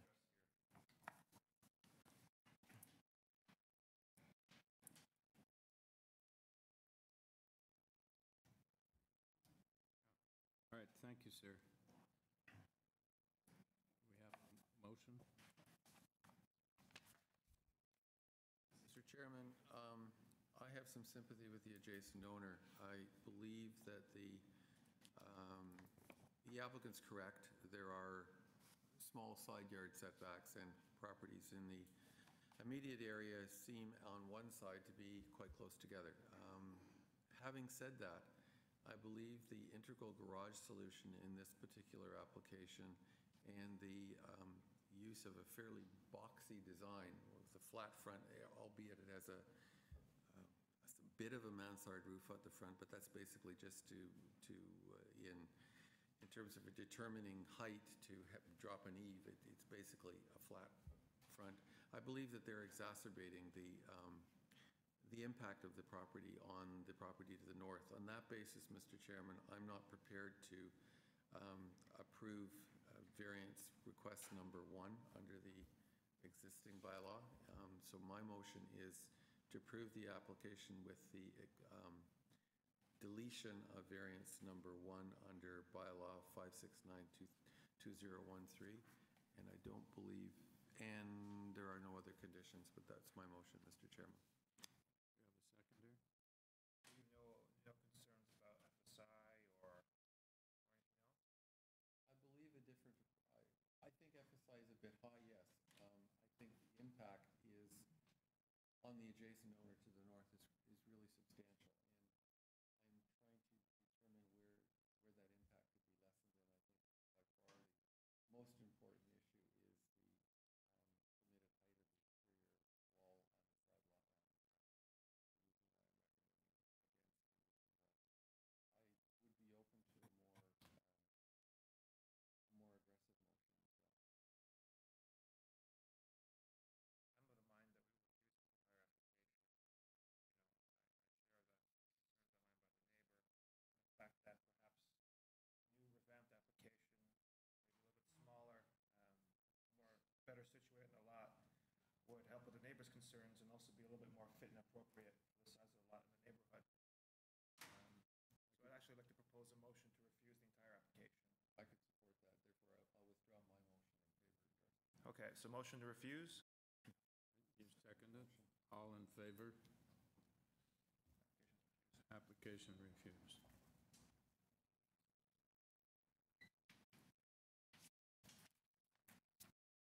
I'll go to number 15. 222 Lippincott Street.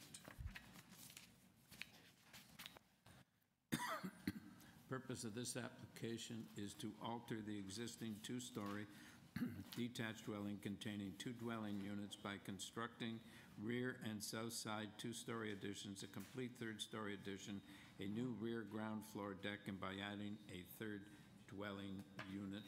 We have before us in this application material submitted by the applicant, staff reports from Planning and Forestry. Your name, sir? Hi, my name is Alvar Roy, and I'm an architect of the 222 Lippincott on behalf of my client sitting here. And we suggesting for addition to the back of the building and 1 addition story on top for 3 units in total.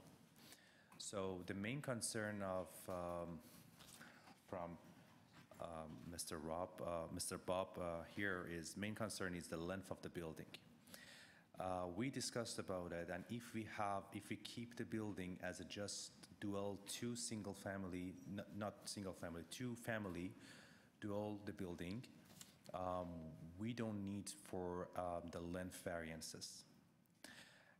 The bylaw said if you're going for triplex, you have to shrink the building from 17 meter or 16.8 meter to 14 meter, which our building is now is 14 and a half, some 14 or something meter, maybe 30 meter, 14.3 meter.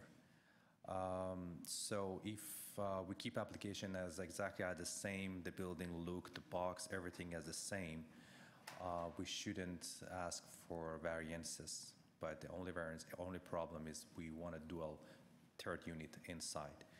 So the building look, the box of the building, everything, all appearance of the building, it doesn't change in that case. I talked to the report. Are you dropping the third dwelling unit? No, we don't drop anything. I just talked to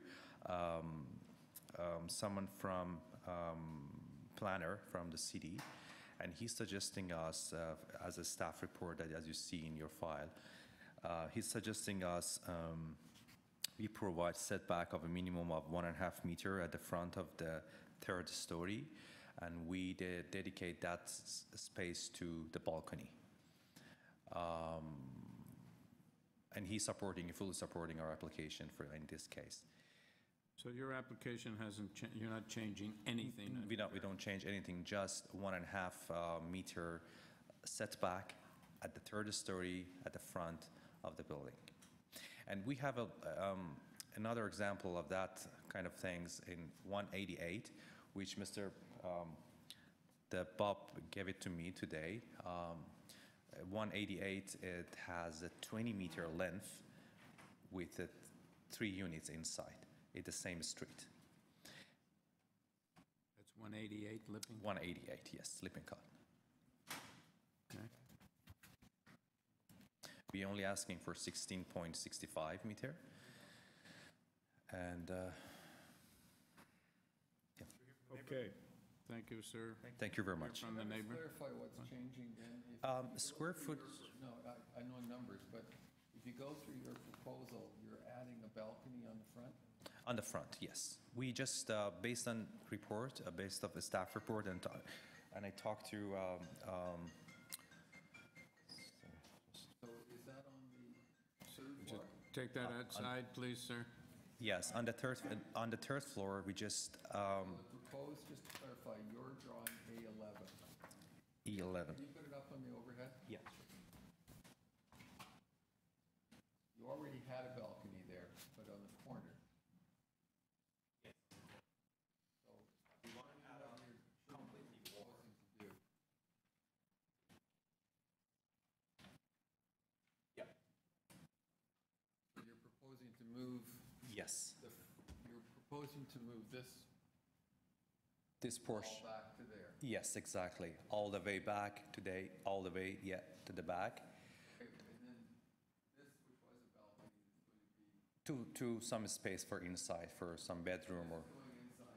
inside. So the balcony, instead of being like that, Yes, is going to go back. exactly. True. Okay. Correct, yeah. At the third floor. Okay, thank you. All right. Thank you very much.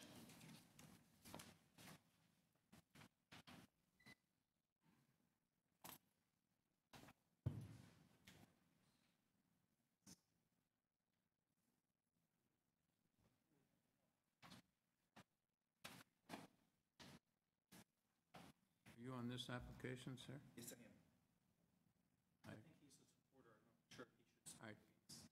No, he can sit there. Come forward and give us your name and your address. Good morning. My name is Robert Stambula. I live at 125 Lippincott Street, but I'm here on behalf of the Harvard Village Residents Association.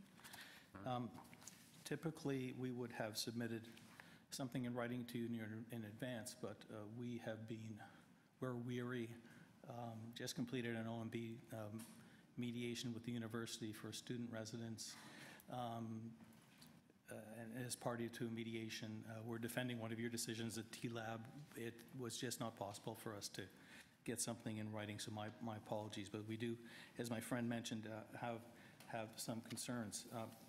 Our boundaries are College and Bloor, Spadina, and Bathurst. So this is in the midst of our neighborhood, which is a 1880s Victorian neighborhood. We have 2 heritage conservation districts approved, and the balance, which would include this area, is in the works and something the city has on their list to be reviewing and we will be pursuing. We had a meeting with the applicant and a very good meeting with the applicant where we raised concerns about the depth of the building. And his absence, our absence, really didn't permit us to get to any understanding other than there is a variance, it's there. My friend tells me that it would disappear if it was 2 units. I'm not in the business of this, I'm a layperson, so I accept what he tells me, but we have the variance of 14 meters versus 16.69 that he's seeking. The picture that I have, it does not come up very good on the screen, but that shows the subject property, and you can kind of see the rear building alignment of the neighborhood. And if you add from the existing building, which is at just over 14 meters, and bring it out another not quite 17 meters, 8-9 feet, you can see the impact it's going to have there, particularly in that area. But as my friend also said, each one of these should stand on their own merits, but we also resist a pattern of increasing that rear alignment. There was one case, and I helped my friend identify that, which is in a block south of here, where there was a triplex built with an OMB decision permitting 20 meters. That doesn't help my case to tell you that, but this is not a game of catching someone. This is a game of putting cards on the table and hoping a good decision is made by this committee. We would ask that and say that the variance is seeking the rear alignment is excessive. It affects the rear alignment pattern that exists, and a different rear alignment pattern on the block south of here? The only one I know of, and we did ask the applicant when we met in April to say, do you have other examples where there are at this building length? He didn't have one. I came to him with the one example I know of, so, and that's all I can say in the southern block. The alignments in the southern block, apart from that 20-foot one, are similar to this block? To my knowledge, that's an anomaly in the southern block, is because it was a variance for the rear, for the depth of the building as well. So I'm not able to help too much with the details of that. I think the obligation is to make the case that the variance is minor, not for me to say it's not. I should add that... I'm going to ask the applicant for clarification on this as well, but just to clarify your point. Yes. The request variance number 3, the maximum permitted depth is 14 and the request is 16.69. Would I be correct in, I'm putting words in your mouth, yes, would I be correct in saying that you believe that 14 would maintain the appropriate rear yard setback, the existing? We would have no objection to that. I think it is in line very closely to what the existing building structure is. Okay, what I'm going to ask the applicant is whether the existing is at 14 meters or would, and I don't understand this point about if it's a fourplexes versus a triplex versus a duplex, how that changes. It seems to me those are internal. I think the answer... Bylaw, as I understand, bylaw for a duplex allows 17-meter depth.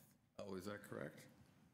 That's what I understand. Okay, I need that clarified. A part of your answer might be on the diagrams A2, which shows the existing main floor. And if you sum up those lengths, they're 46 feet 10 inches. And also if you look at A3, it shows 46 feet 10 inches of the existing length of the building, which I'm much more happy to deal with feet, but that would convert to 14.2 meters by my calculator. Thank you. And lastly, we would support the conditions that Planning Department put on. I would like to clarify, Planning did not recommend approval of the proposal in their letter. They recommended, should the committee approve it, that the conditions should apply. Also, we would also support the Forestry Department's letter with their forestry condition that was provided to the committee as well. Great. Thank you, sir. Thank you. No. Yes.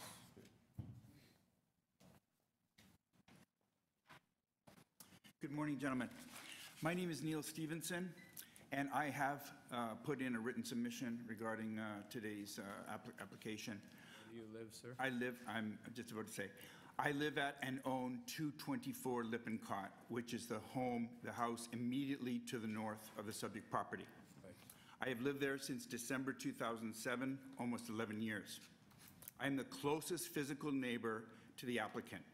My house actually adjoins and attaches to the applicant property. All the plans which I have read will affect me the most in terms of sunlight, shade, construction, privacy, etc. I fully and completely support the applicant. I also spoke to my immediate neighbor to the north, which is the other side of my semi-detached home, 226 Lippincott, Mr. Cristiano. He is also in full support, has no objections.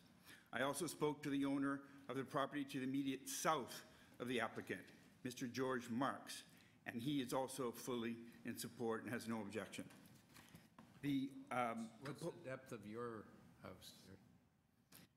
The depth of my house, I don't have that number But handy. is it the same as, you're attached to 222? I'm attached, but it's not a semi-detached. But we're actually touching, his home is actually adjacent and touching mine. There's no laneway. It's not the same house. It's not the same house, no, but they are connected, physically connected. Yeah, so does 222, as it exists, align with the rear of your house, or is it? More or less, very, very close. Yeah. Just to conclude my comments, I believe as a neighbor and a homeowner and the adjacent neighbor to Mr. Hamidi, that the proposed project will enhance values on the street. It will enhance the attractiveness of Lippincott and will add much-needed housing stock to a very desirable neighborhood. Last point I want to make to the committee is that this property has the largest lot, I believe, by far in all of Harvard Village. It is a huge lot. Compared to most of us who have a little sliver of land as our backyards, this is a huge backyard. Not only that, but it's the only home, as far as I know, that has a driveway on Lippincott Street, and maybe even all of Harvard Village. So for all these reasons, I believe that this application should be approved and that the objections raised by my friend from the Harvard Village Residents Association should be rejected. Thank you. Thank you. All right, Mr. Applicant, Mr. Roy? Yes.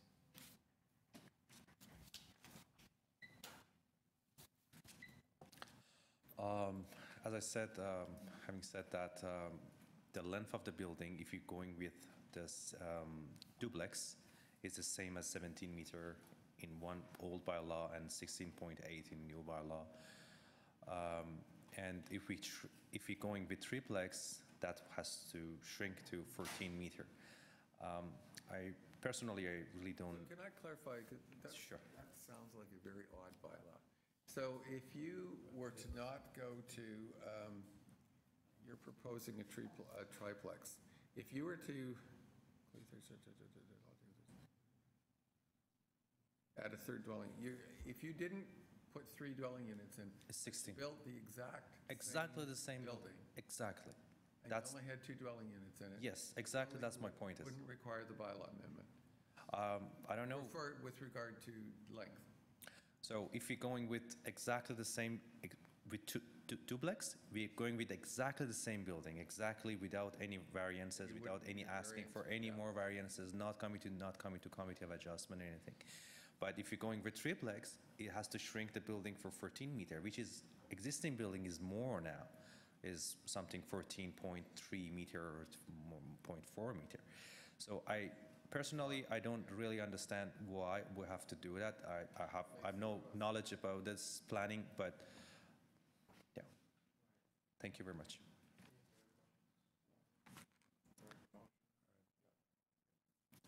Thank you.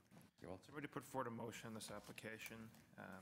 Appreciate the concerns of the Harvard Residents Association. But, after reviewing this application, listening to the presentation today, I'm going to propose that we approve the application. Thank you. Tying it to urban forestry condition number 1, which I believe applies in this case, as well as tying it to the condition here about the step back of 1.5 meters in front of the 3rd story from We will do planning. it. Yes, with pleasure, we will do it. So motion to approve. Mr. Chairman, I second the motion. I don't understand the objective behind the bylaw that's requiring this variance, so I'm inclined to approve or recommend or support the approval. And also like to note that all applicants should have neighbors like your neighbor. We did a lot of work for you. Yeah, thank you very much, yeah. All right, all in favor? Thank you very much. Very appreciate it. Thanks. And I want to thank the Harvard Association for coming forward.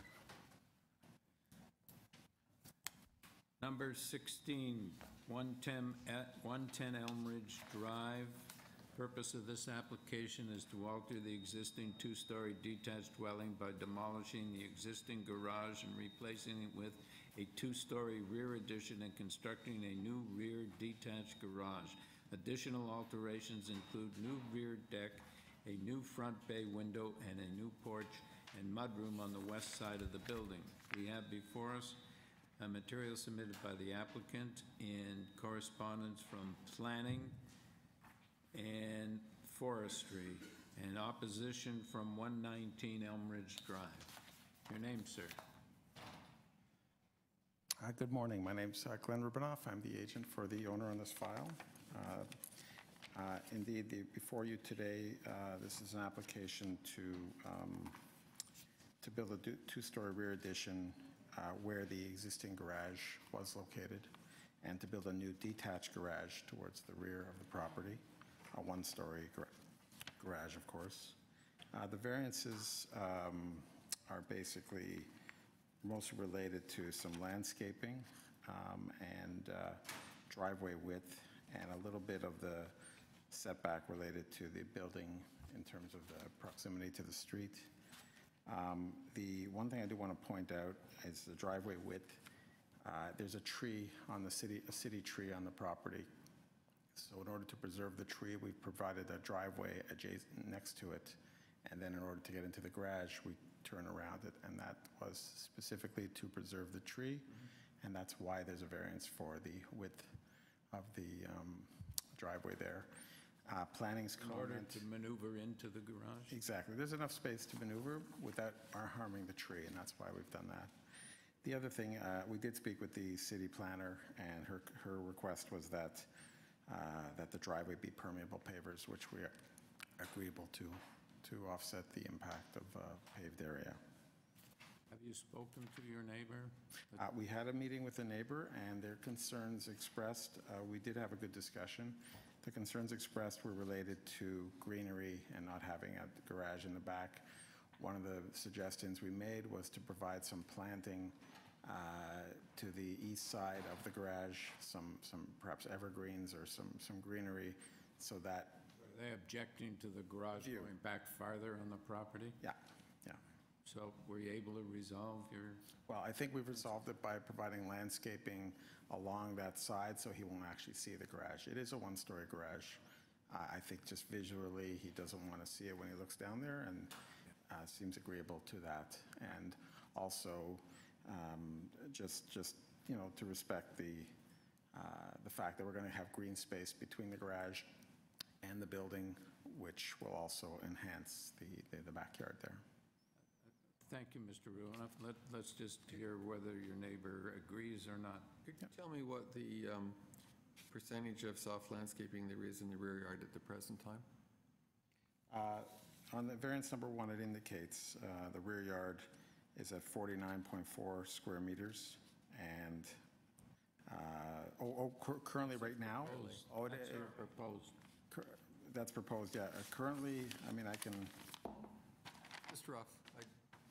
I would say that technically the rear yard right now is green, so there's really there's no paving in the backyard right now. So it would essentially comply? Without the garage, it would essentially comply, yeah. Okay. Thank you. All right, thank you.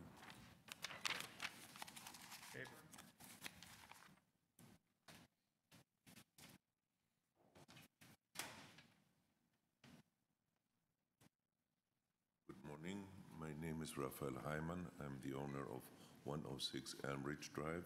Are you next door, sir? No, the second house. Yeah. I was supposing that my neighbor of 108 would be here today as well. He was keeping a meeting this morning, so he couldn't be here. We are concerned that the second floor will be giving a lot of shade in our gardens, and will have some privacy issues with our gardens. This is one of the reasons we wanted to make this very clear, that we would like to keep the privacy, and we were not having so much shade on our property as well. And if you look at the property, there is a corridor of green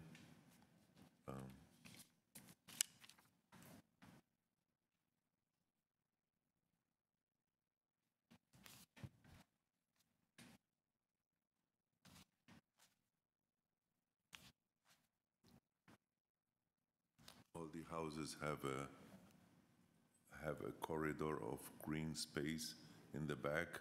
As soon as you build a garage or you stop the influx of green space for our backyards, you change and modify the neighborhood. So I'm not happy with the garage built there. They assured me that there is no other way of placing a garage in their property. And, well, Where do you and your neighbor at 108 park? Do you have parking in the? we do have parking in Garages our within- garage within the house. Okay.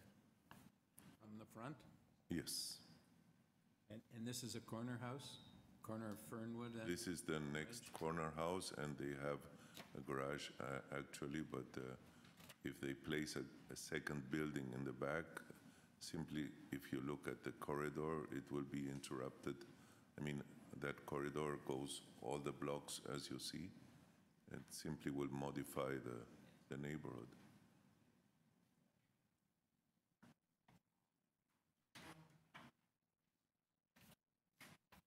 So are there no other detached garages in the area or on that street?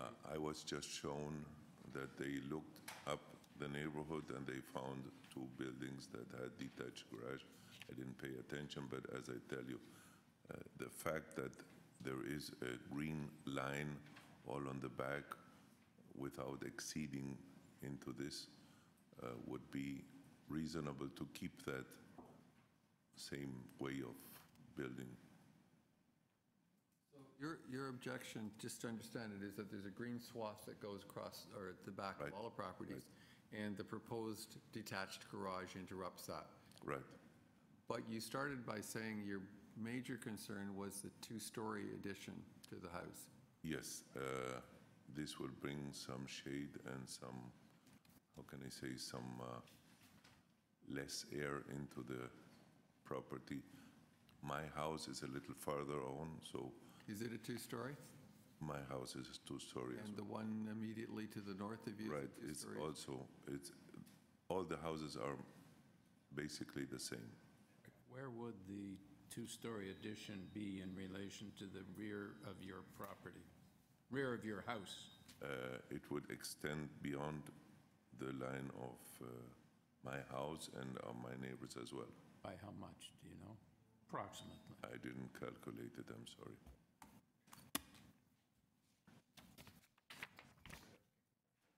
Yeah.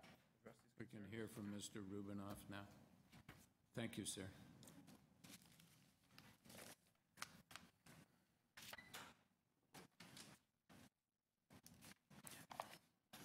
I do have a map which I can provide to you just to show you. There are some, on the corner of Riddell and Fernwood, there is a detached garage in the backyard. There are a couple in the neighborhood, another one with a detached garage in the backyard. Just with regards to the 2-story addition, there are no variances related to length or height. We comply with that. The actual length of the building is less than what's permitted in terms of depth. It's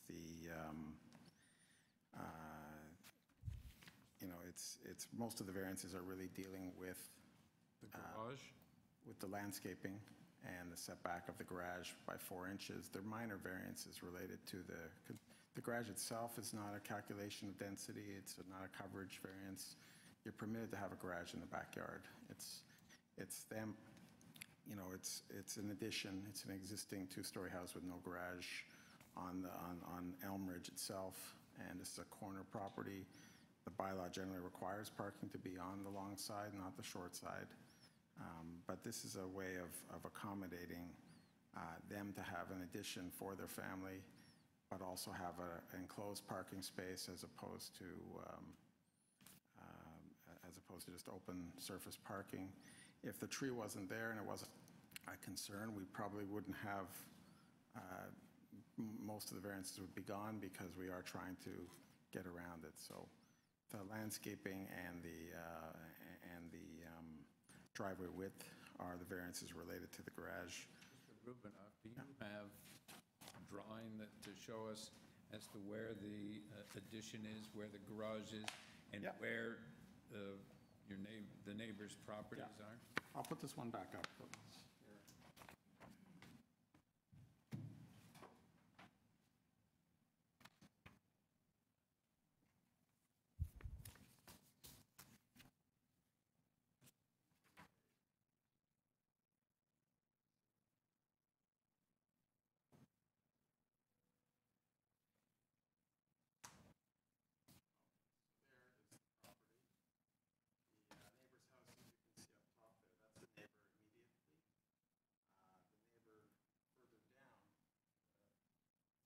That's 108. I'm going to show you something else as well. So the dark part is the addition, two-story addition?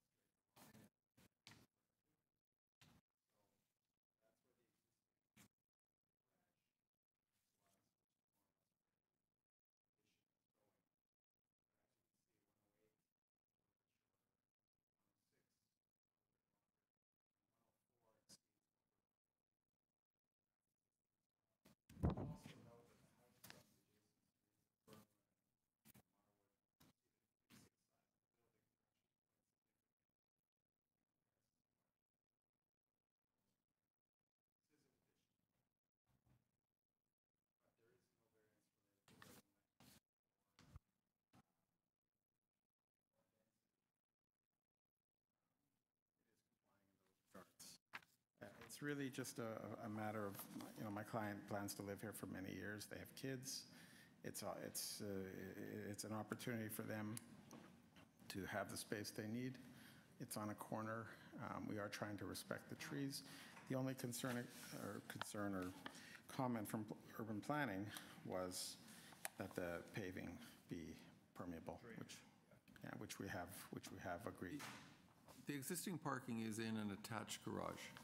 It's in an attached garage in the backyard. The attached garage already, going to the point that was made by your neighbor about the green swath that goes across the back of the properties, that one-story attached garage already inserts itself into that green swath, does it not?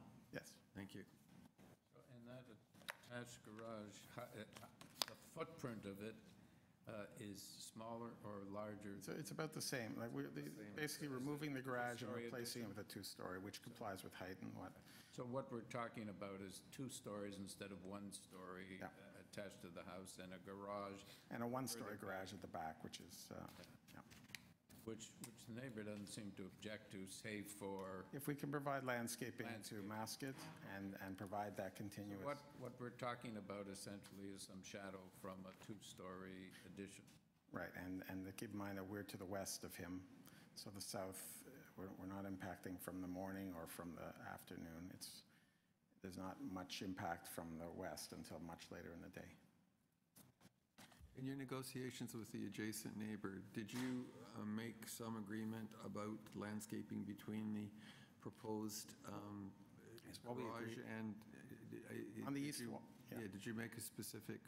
We've agreed to provide trees along that east side behind the garage, and my client's even prepared to continue it even further towards the house. So 108 and 106, do they have, because you can't tell from the survey, are there decks out the back, et cetera?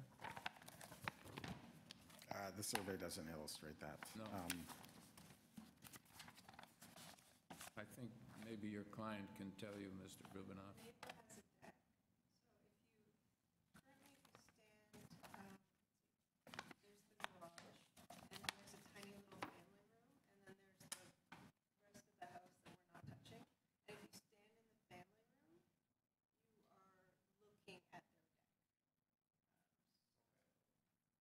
New family room? Yeah, where the garage was. Yeah, the deck is, they have a big deck on the side. So if you're standing on kind of in the dark section, part of it is the garage and part of it is this family room. It's really kind of small. But if you look out the window, you're staring at their back deck. And so yeah, they have a deck, and I'm not sure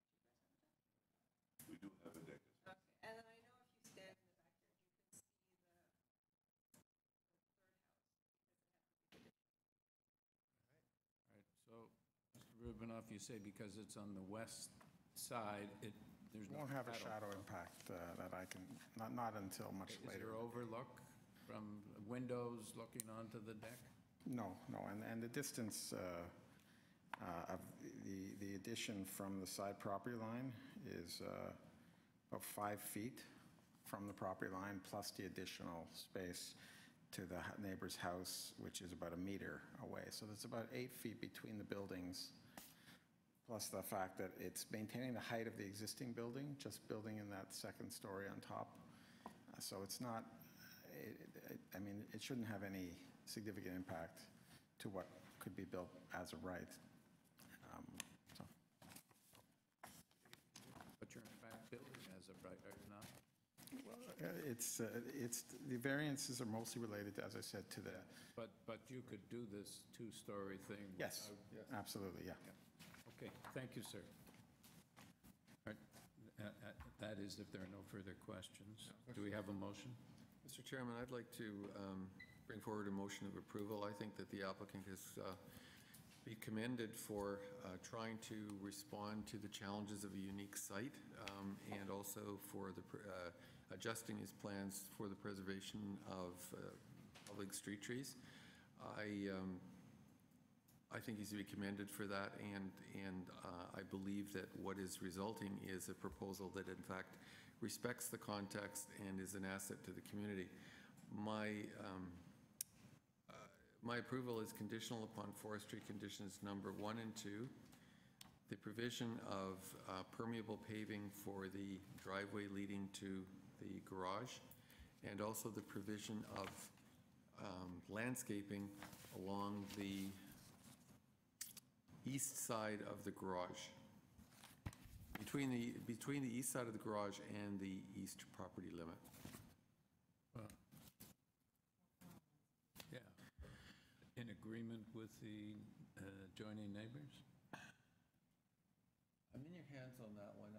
I don't think there's room for trees. And the discussion, the reason I asked the question was the discussion was for trees. I think that what was proposed was some kind of discussion between the two neighbors that there be landscaping provided. If we say that it's to the joint approval of the two parties, then the whole variance could be held up. I would just like a flag here that there is to be landscaping provided, and I would leave it to the two owners to negotiate what that might be, because I don't believe putting in a specific solution right now is appropriate, because no one's looked at a particular solution.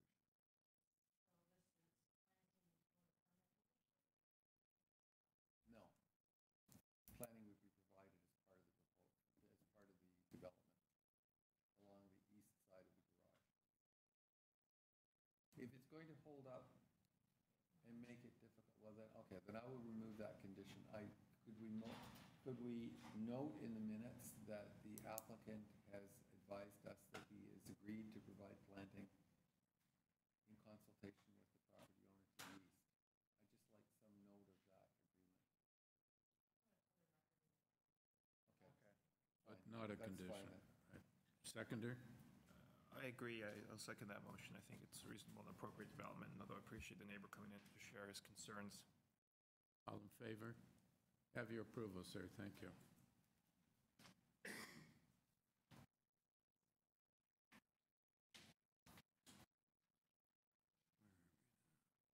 Number 17, 597 Woodbine Avenue. Purpose of this application is to alter the existing 2.5-story detached dwelling by constructing a rear third-story addition, a rear two-story addition with a deck above, a rear one-story addition with a deck above, a north side yard one-story balcony by creating a third dwelling unit. We have before us. Yes, good morning, sir. Just Sorry. We have before us materials submitted by the applicant, report from right-of-way management and urban forestry, opposition from 98 Devernat, 100 Devernat, and 112 Devernat.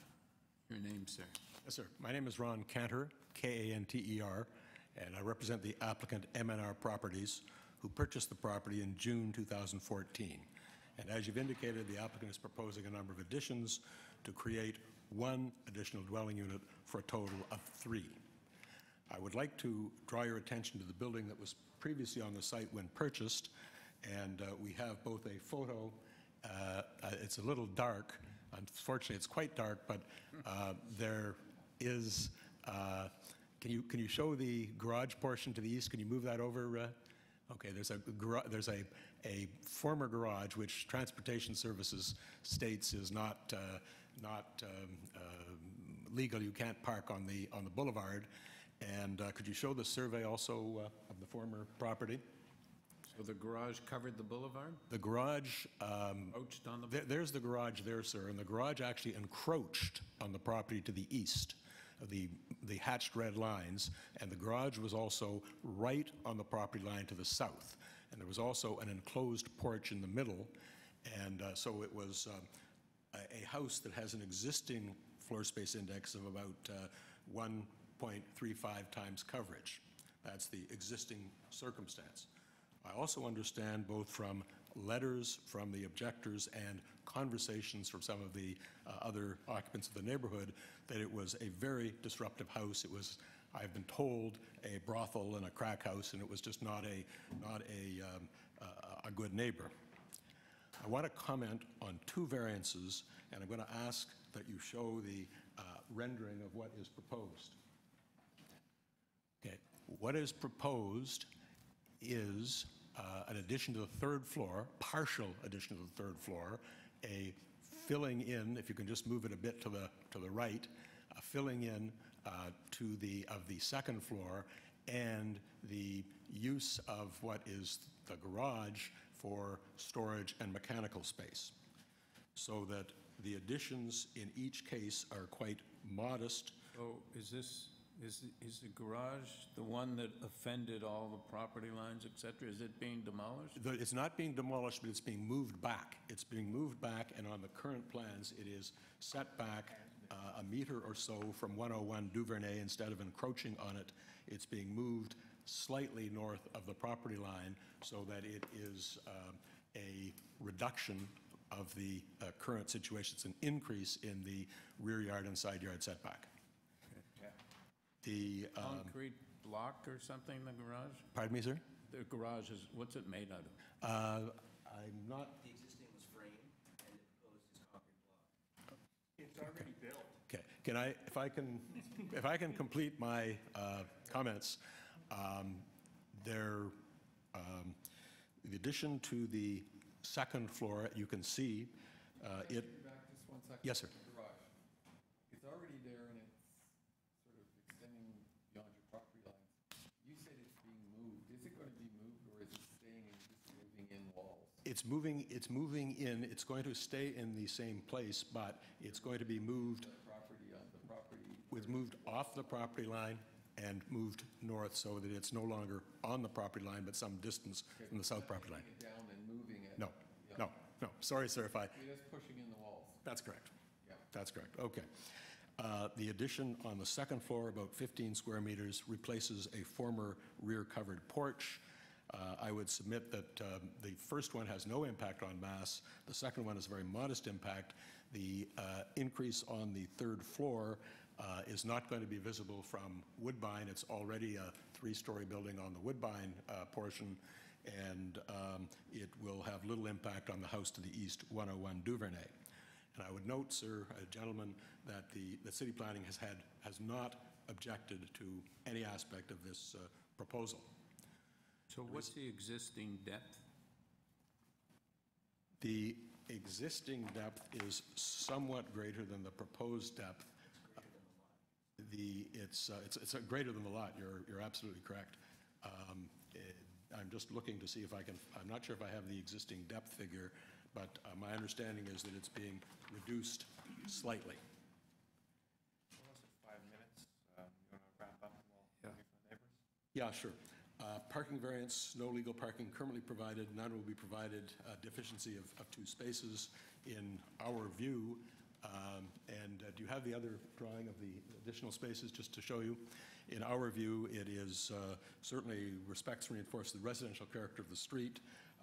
The existing GFA of 0.6 is very unrealistically low. Many of the existing houses in the neighborhood exceed it, including 101 Duvernay.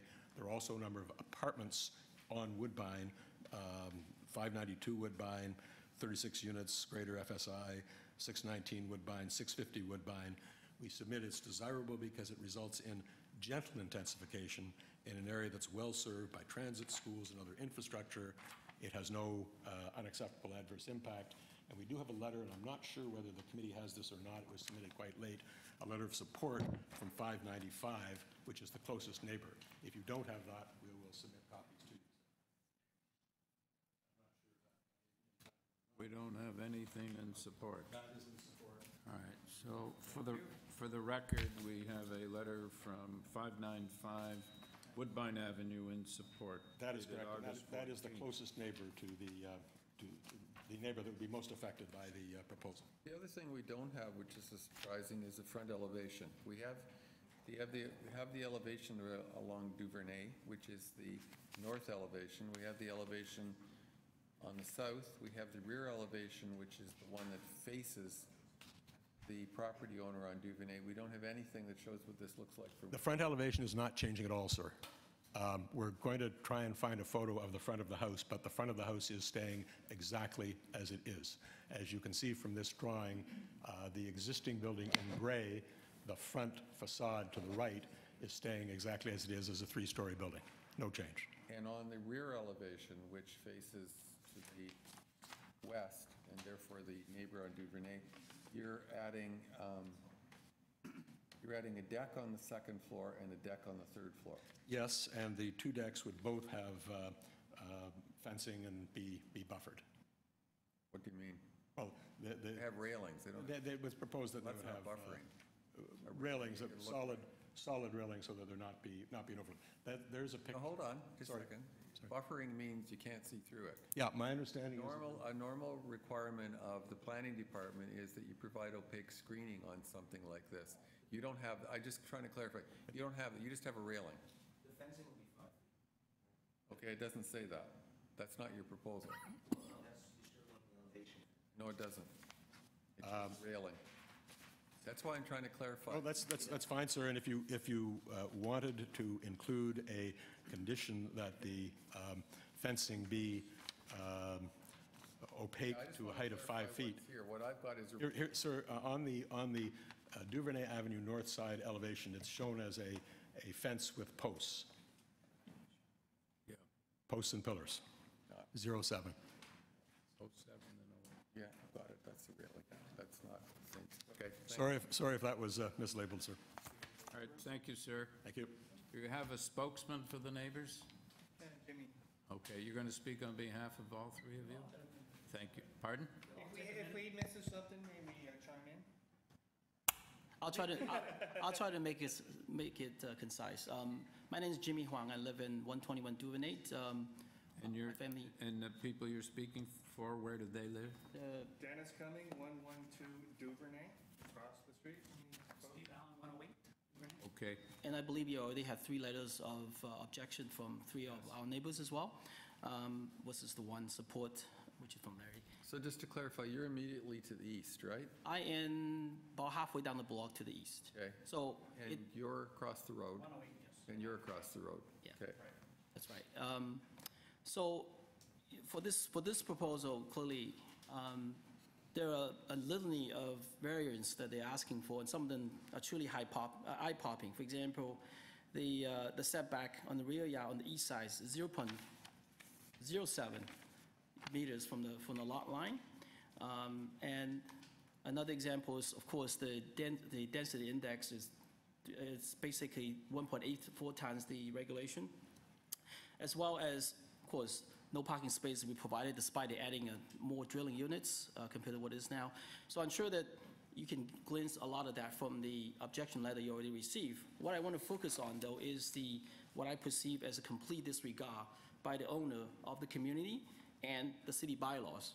If you look at the drawing, they're obviously proposing the building third floor additions, second floor addition, and first floor additions, and the deck above it. The reality being, the garage, the first floor addition is already there. The second floor addition is already there. Now, the deck hasn't been built. The third floor addition is the only new thing that they're adding. Those additions were done without proper permits and in violation of city bylaws. And now they're retroactively trying to justify that by asking for this variance. I find that to be... we haven't been told that it's there and that it's illegal. We're just asking to deal with a variance, so. Right. We're not concerned about whether it's there or it isn't there. Right. Can I clarify your point, though? Yes. Are you, just so we understand, this is here? This? Yes. This is already here. That's not there, That is this, okay? and the garage is. The garage has been rebuilt. Yeah, the garage, we It's know been about. torn down, the old one is gone, and the new one has been built. All right, thank you. Right. Here. I mean, I can quote every single one of the variants, but what I want to focus on is the fact that the owner, since they've taken control of the property, has not taken care of the property whatsoever.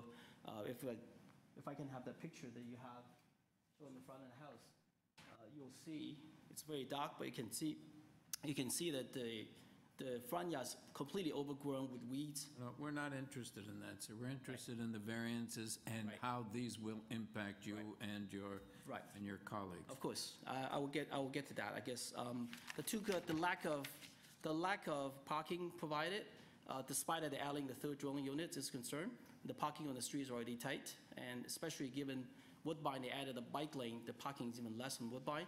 So I know the city doesn't really worry about it because technically there was no parking, so therefore they don't worry about it. They don't provide parking. But by adding another dwelling unit, clearly it potentially increase the demand for parking and increase congestion on the street. And I think the third floor addition, of course, will additionally block the sideline for the neighbors across the street on the north side of Duvernay. That's on the other side of Duvernay, looking south down to the beach. For me, the reason I quoted some of the issues that I've seen, is that there's a lack of trust between the owners and the neighbors, that they will do what they say they're going to do, abide by some of the variants they asked for, and construct it as promised, given the behavior they... When we approve or don't approve the variances, they're going to have to comply. Right, of course. They should comply. They should comply. But given the track record, I certainly have a lack of confidence that they will. I think maybe I'll let the neighbor to address some of the details. I think that's basically, I'm Dennis Cumming, 112 Duvernay. There's been 2 stop work orders already. All right. Building's built, and now they're trying to get a variance. Just a minute. We're not going to... If you want to speak, you have to come up here. Okay, sorry. Okay, come on.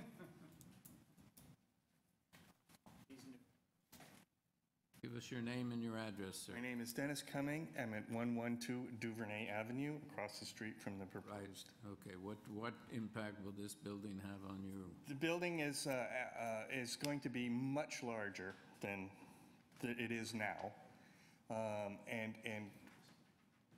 nobody trusts that this will be built.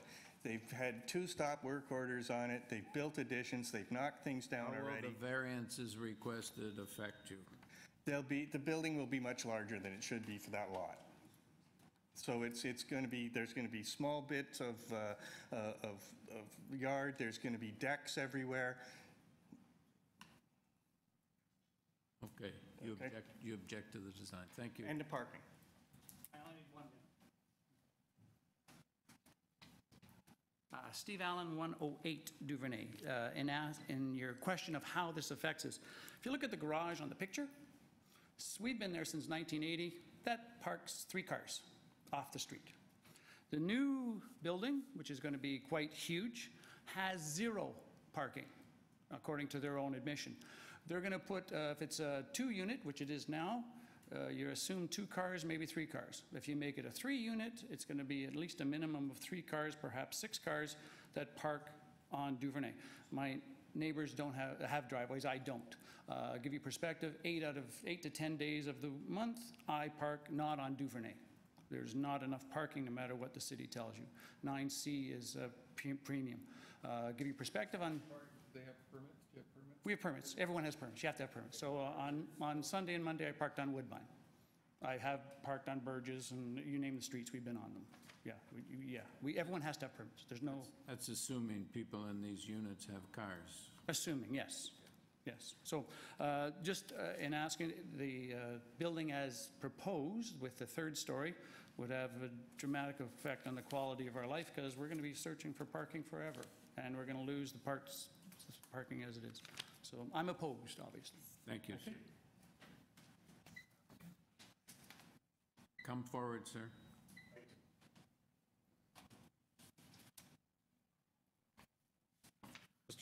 Mr. Chairman, there were a few comments about the variances. One with respect to the rear setback, which is, as I've said, better than the existing condition.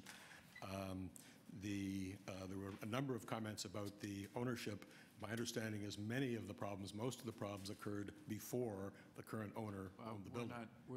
We don't have Not concerned about users. to deal with those. Okay. With respect to the locations of the objectors, Jimmy, didn't get his last name, 121 Duvernay, he's considerably to the east of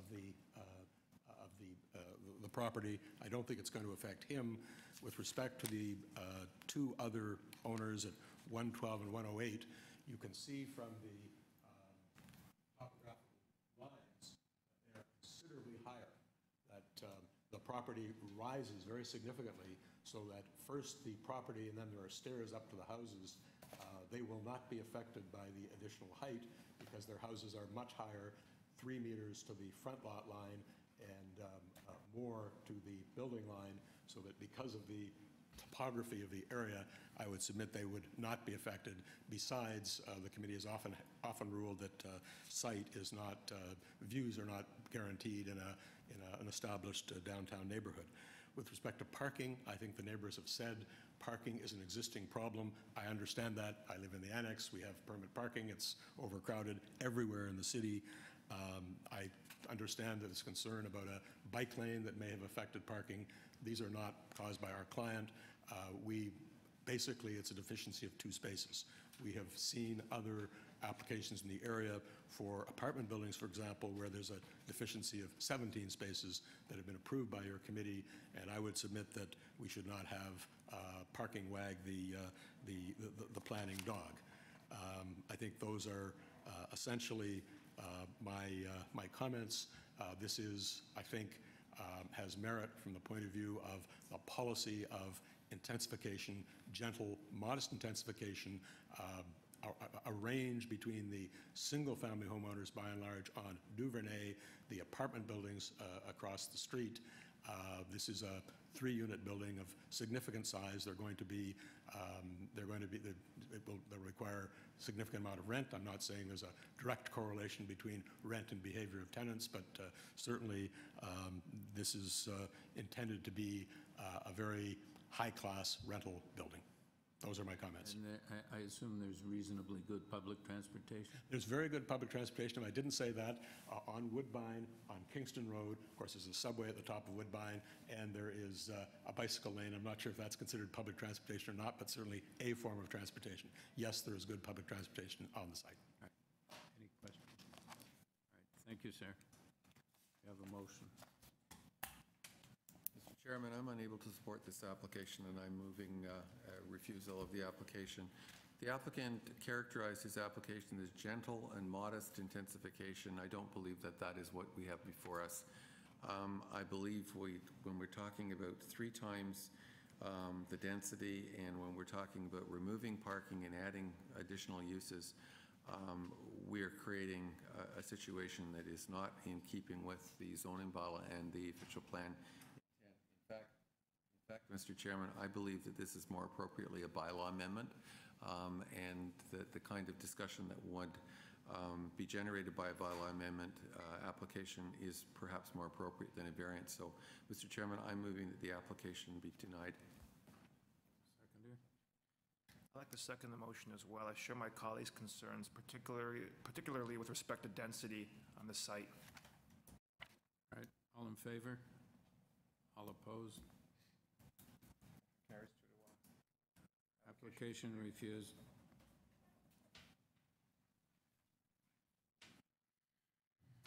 Number 19, 2107 Dundas Street West.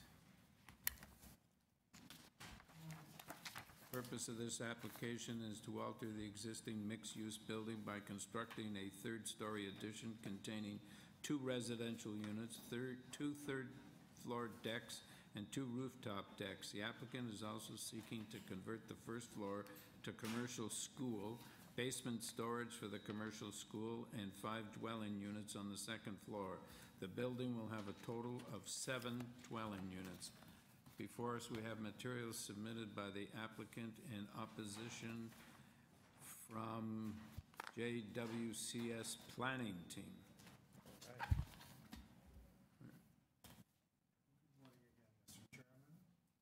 Thank you.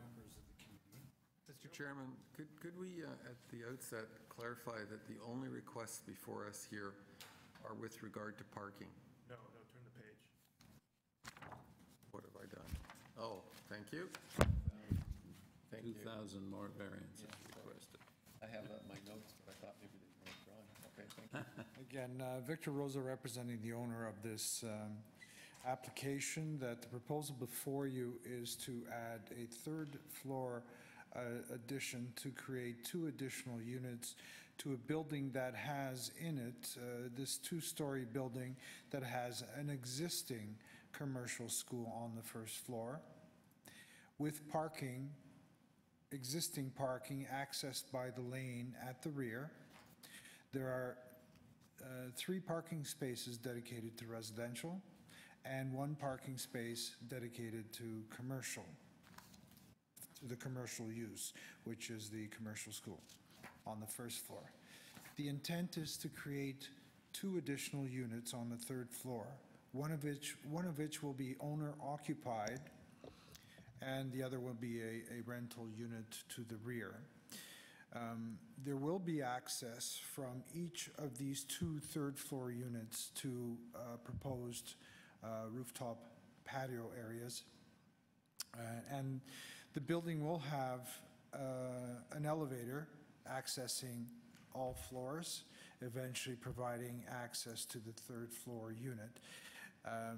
Given life doesn't pardon the development of age, there's the intent of having the elevator for the ease of access to that dwelling unit on the 3rd floor.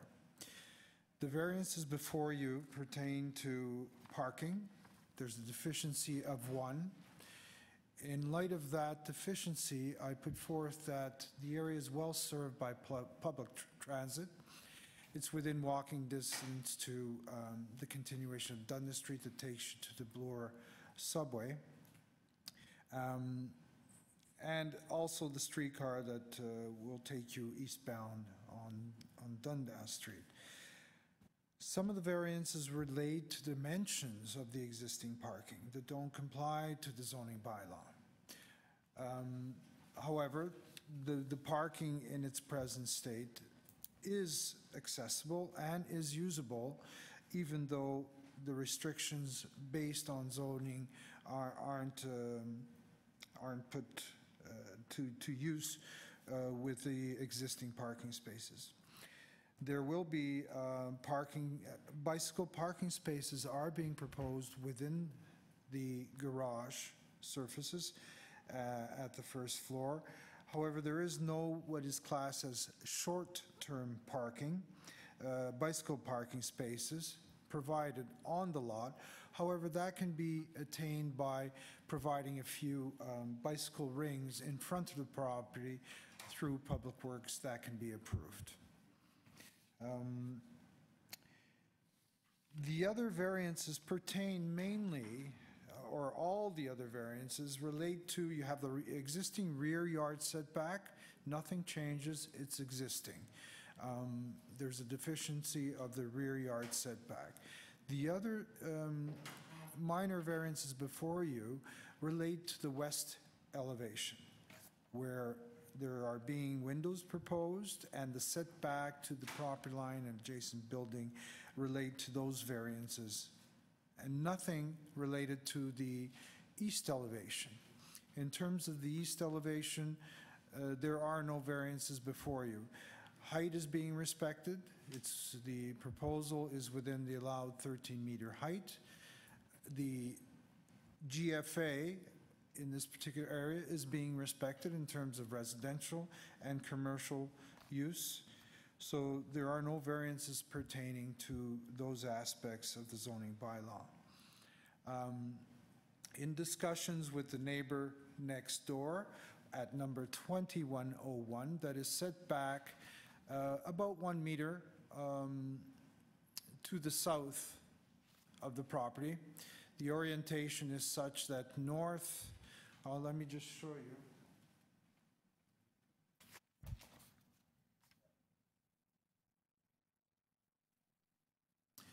So the north orientation in this particular site is such that the front is called the north elevation, being the west at the top and the east elevation at the bottom. South is what is referred to as the rear elevation. With the setback, yes, the neighbor at number 2101 does have windows that from that map that I've printed out for you, you can confirm these windows do exist, and the building at 2101 is about an estimate of about 2 meters higher in its present state than the rooftop at number 2107. It is true that with the addition of the third floor, we are going a bit higher than the finished roof at 2101, and those windows will be affected in terms of the ambience lighting, because there's no direct sunlight being applied to the west wall face of 2101.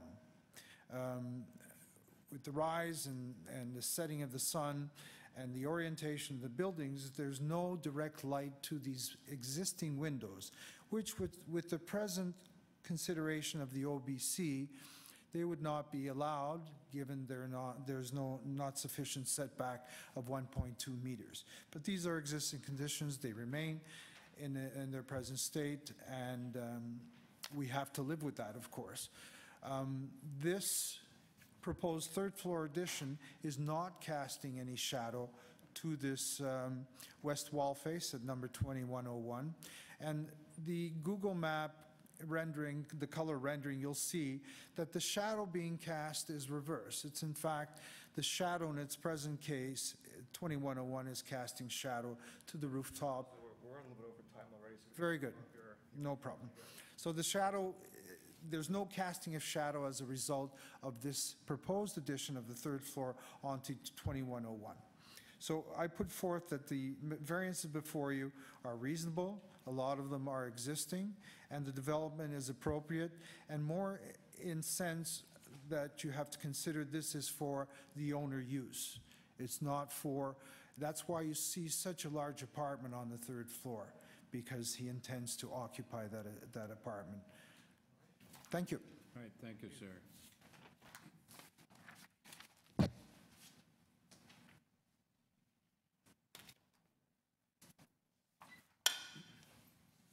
Mr. Chairman, committee, my name is Randall Youngberg. I am a trustee of the High Park Congregation of Jehovah's Witnesses that presently uses the upper floor of 2101. It's a house of worship. It has 2 auditoriums, vertical one above the other. The second floor auditorium has always been a preferred space for the congregation because of the ambient light that comes in through those windows, as well as windows on the east face of the building.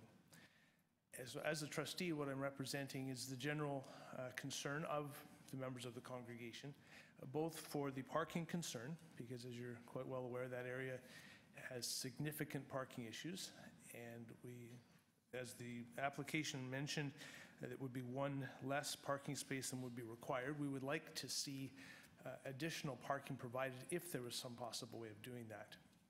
With respect to the shadowing of the western windows on the second floor, we would like to see some modification to their proposal to eliminate the direct shadow. So if you can look at the, if you can put up that one north elevation, please. Looking at the north elevation from the street, we've penciled in what is actually the impact of the upper stairwell from what is proposed. And so as you see, it was probably a simple drafting error.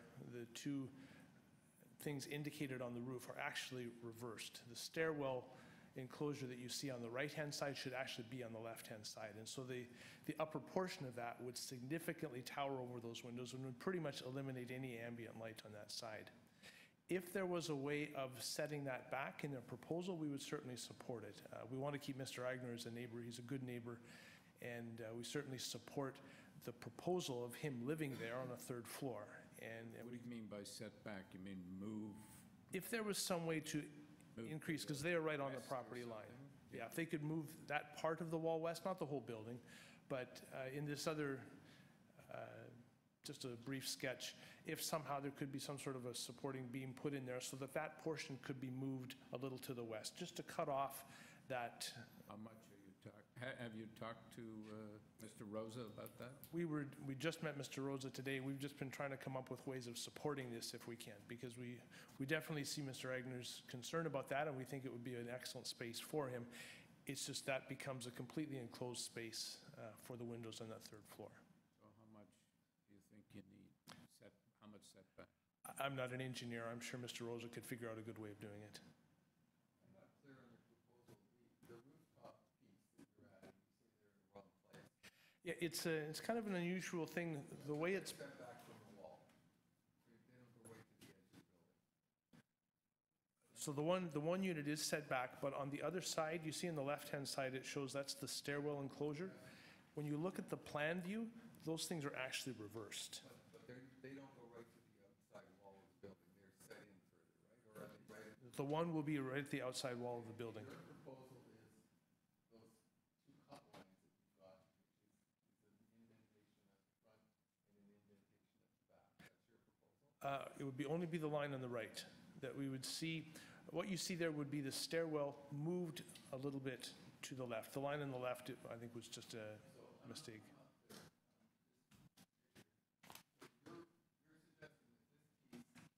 That's right. That's correct. So what you see what you see behind that is not actually the stairwell. That's an upper deck access. The stairwell is presently shown on the left, but what we're saying is that this plan view actually has those two objects mixed up. I think the draftsman. Yeah. Ignore that. That is of no. That has no consequence. That's correct. Yeah.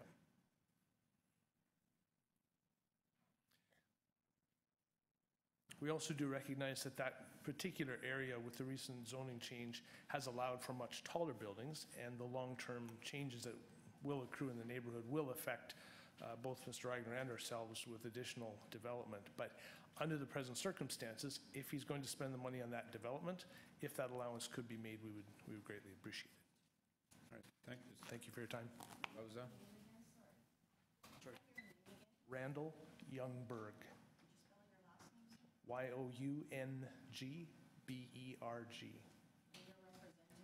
The 2101 Dundas Kingdom Hall, yes. Thank you.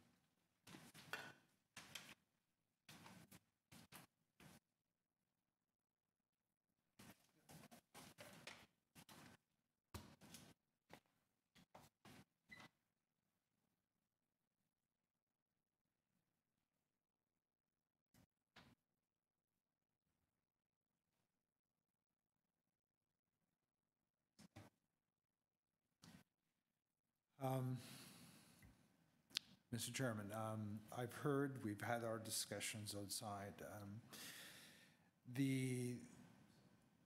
This revision of recessing that wall back just to allow, it doesn't increase the light, in fact, within that tunnel, because the building position is such that the extension of the existing wall on that west face, the east face, makes good sense in terms of the structural elements that would be required to be introduced if we were to set back that wall.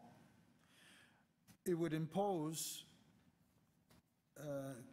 restrictions onto the structural solution to creating this step-in that would detrimentally affect accessibility from ground to the second floor. Mr. Rosa, as I understand it,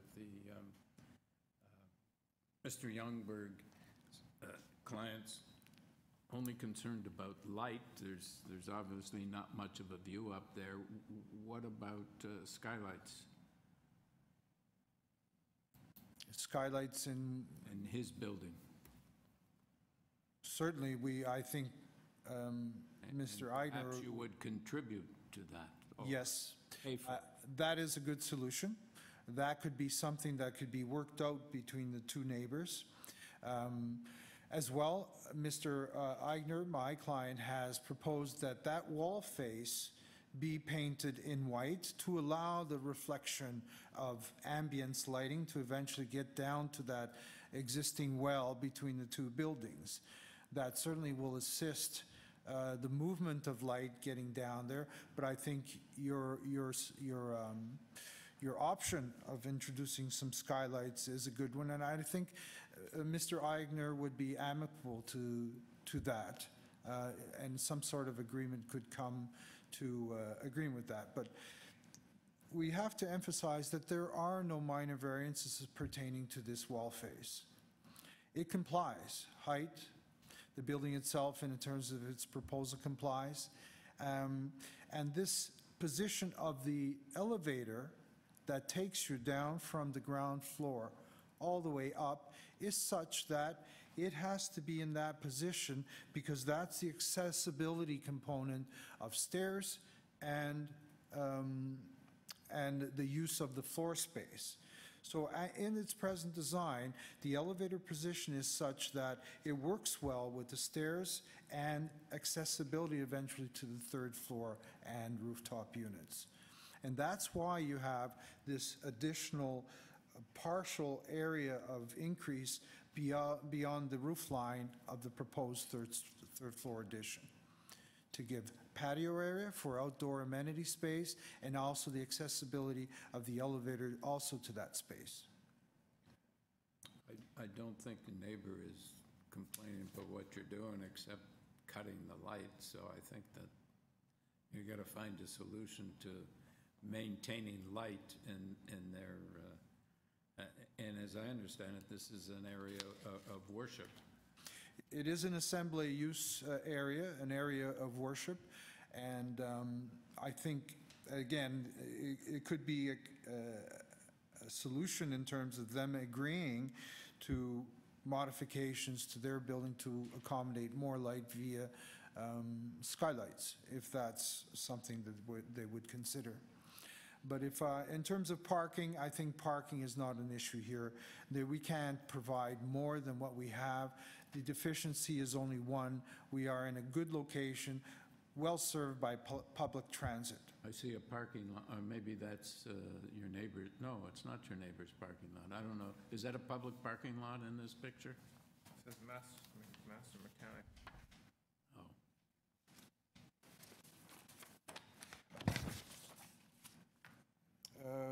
Where, Mr. Chairman, at the rear? Here, in this picture. Oh, I'm sorry, okay. That corner one? Yeah. That, I think, is used for... It may be private. This is the mechanics building related to this. Okay, so it's a private parking lot? It's private parking for that mechanical use. I don't think that, one deficiency of one parking space is in the scheme of things in this city is very significant. No. I mean, we see it all the time. Should we take it to committee, Mr. Chair? So, I'm just wondering how we deal with it. It seems to me that maybe you need some more time with Mr. Youngberg, and I don't know whether you want to defer this matter until you can work it out. Seems you've got to make some, If they made an agreement, we couldn't force it here if it was a...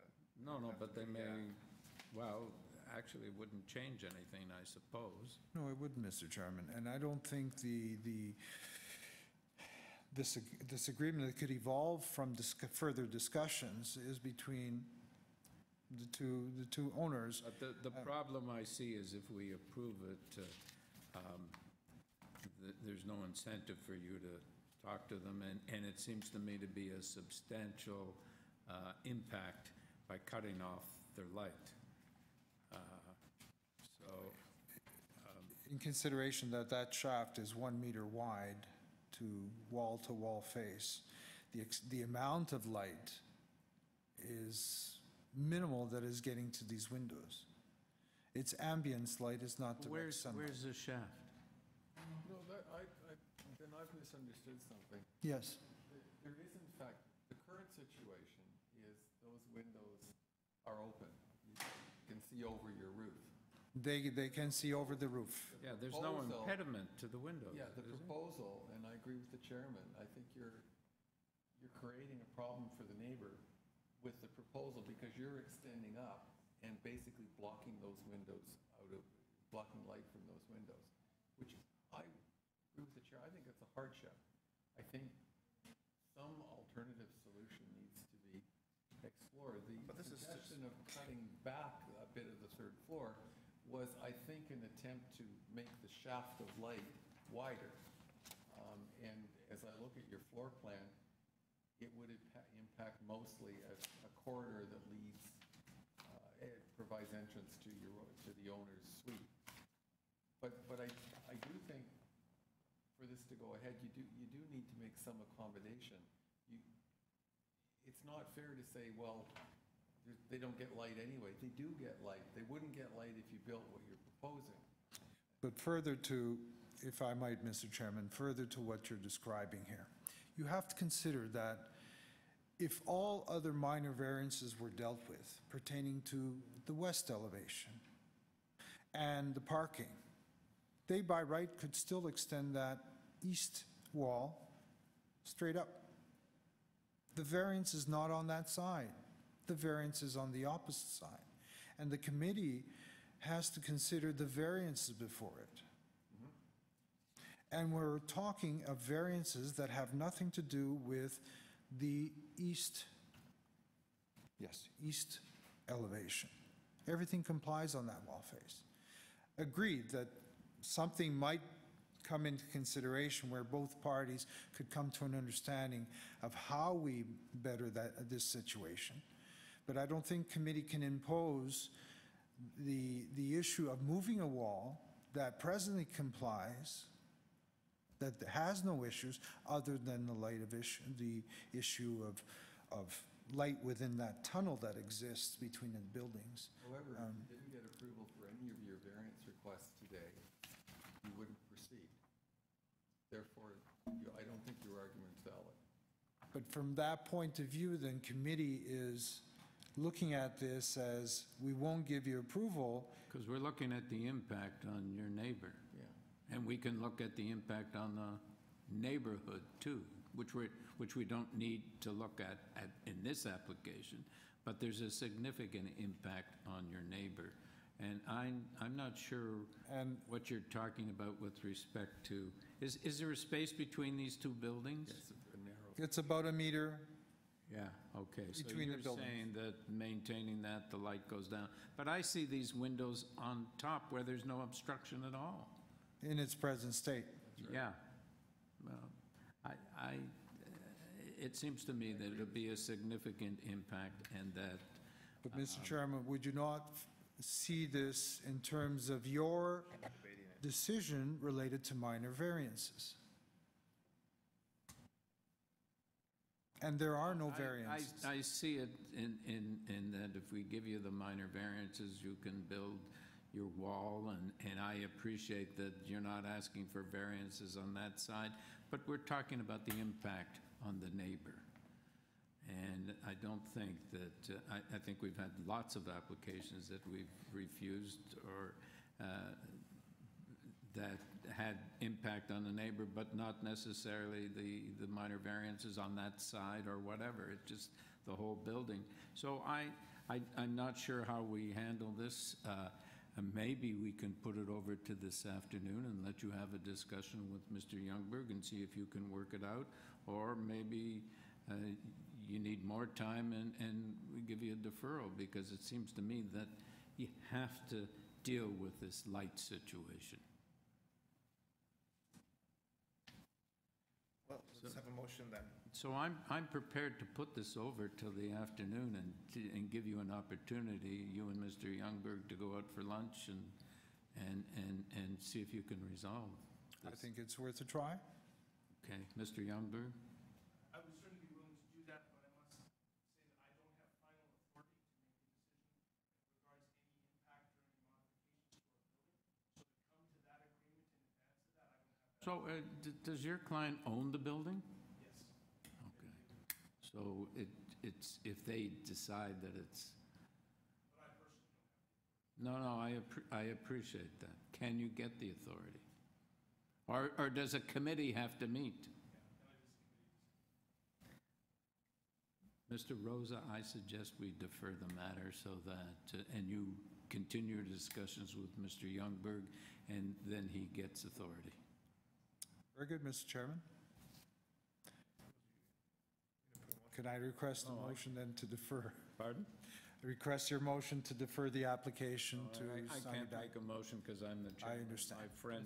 Mr. Chairman, I would move deferral of the application to allow the owner to consult, negotiate with the adjacent owner about providing a more, or with regard to light entering to the adjacent property. Do we have a second there? But in the situation of the three of us, I think you can second it. Yeah, I second the motion. All in favor of the motion? You have a deferral. Thank you, Mr. Chairman, members of the committee. Pardon? Yeah, with the fee. And then we're still at number 4 to hear, I believe. Pardon? We're still at number 4 to hear? I think they Oh, were yeah. here when we went to call it. Yeah. 34 Woody Crest Avenue? Yeah, I forgot. I guess we Okay, should call it afternoon. Good afternoon, Mr. Chair. Could you just hang on, please? I have to, first of all, get to it, second of all, introduce it. All right, the purpose of this application, where's your opposition?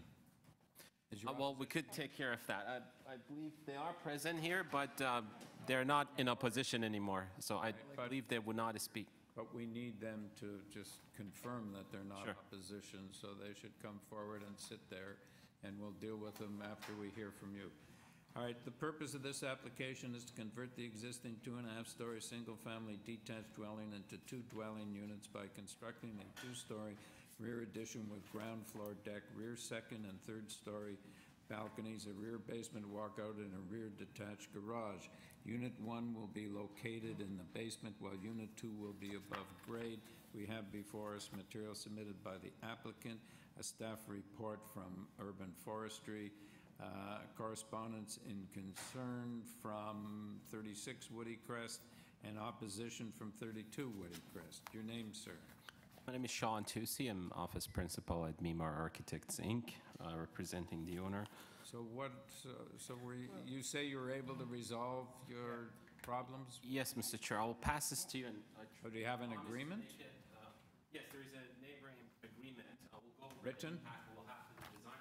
That shows the existing as well as proposed. So there is the discussion led to some concerns that the neighbors have for the structural as well as drainage, which, since they're not related to the variance, I will skip them unless you would like to hear about them. What will impact the list of the variances and the drawings is the red line, where it will have a screening on that side, sort of a screening fence, which is covered in the neighboring agreement. So we will show that in the actual permit drawing being submitted. The drawing you have up here has actually a building permit. What you see, I guess that will explain a lot of things. It is approved by the city. What it is the zoning bylaw permits. If we have a rear addition, we can actually continue the setbacks, as well as we can go to 69%. So the disagreement we had with the city was because we were doing a rear addition at the same time we're changing the look of the house, which that's why I'll give you those images. They are saying that they don't see that relief applicable to this. Our position was that the city doesn't say only rear addition, so as long as we're doing rear addition, we should qualify for a clause that waives rear addition. But that's really the main reason. That's why we could get the building permit extending the first floor and second floor. Yes. Sorry, let me try and make this simpler for you. Absolutely. Can you explain to us what the result was of the discussion with the people that were concerned? Because you're assuming we have trouble with everything that's before us, which may not be true. Just tell us what the neighbors were concerned about and what you've resolved. The design will stay, there's no change on the variances. The only change into the drawing is the fence, through you, Mr. Chair. Show me the fence you're talking about. The red mark. Small little one in the back? Yes. So That was your neighbor's only concern? So that's opaque screening, like you just want a screened-in fence there, so that I was privacy? significantly concerned, yes, for privacy, so given the height of So that. why don't we just tack on an opaque screening condition for that, and it's in the actual... South side of the second floor balcony, that would become the condition. That was the only I'll just make it concern. short. That was the only Okay. concern. Yes. So let us- Well, no, Let us have the neighbor Yeah. come forward and just tell us what position is. Just, yeah. No, just one. Hello. Yeah, your name, please? My name is Jennifer Ridgway, and I live at 32 Woodycrest Avenue, immediately south of the property. And do you speak for this gentleman as well? Yes, I speak for Leong O Young, who lives at 36 Woodycrest, which is immediately north. Okay. So what was your concern? So initially, when we submitted our letters, starting with my concerns, as not being knowledgeable, given that there was significant... Just tell us what your concern was today. Initially, it was the height, the extension, particularly the privacy of the balconies, namely the second floor balcony, was a privacy concern for me. Also, I had written that I was concerned with the green space because it was, I believe it was like 35% it went down to. And then particularly for me, it was the side setback as it extended close to my property line and how that was going to affect my foundations and my property. And you're satisfied if we insert a condition for opaque screening on that balcony, that'll help? My understanding is that as people are allowed to have balconies, then an opaque screen seemed to be a nice compromise, so they're not looking into my children in the backyard. Can I clarify, when I reviewed this application, before I heard your concern, drawing A10, which is the side elevation that would face you, I believe, I have on my own notes, there's privacy here, privacy of the second floor balcony, privacy from the third floor balcony, and privacy from the main floor deck. Do I understand your concern is only with the second floor, and why is that? It was primarily with the second floor. For the lower, my concern was primarily for the second floor, given its position in relation to my backyard and overlooking my backyard, whereas I felt the third story was further back and would be blocked by my house, so I wasn't as concerned. What about the deck, the main floor deck, which is in fact not at grade, but it's up higher? And again, when we talked based on the new drawings, that deck is low and it won't be looking over my existing fence. Okay, so I need clarification of that, because that doesn't appear to comply with what I've got in the way of drawings. Yes, if it's higher, then we have a concern. Based on the drawings that he submitted, I think to you with the deck, that it's low, and it would, our understanding in our meeting was that it wouldn't be looking over. That's what we've got. It's 3 feet above grade? Yeah, it's not at grade, it's above grade.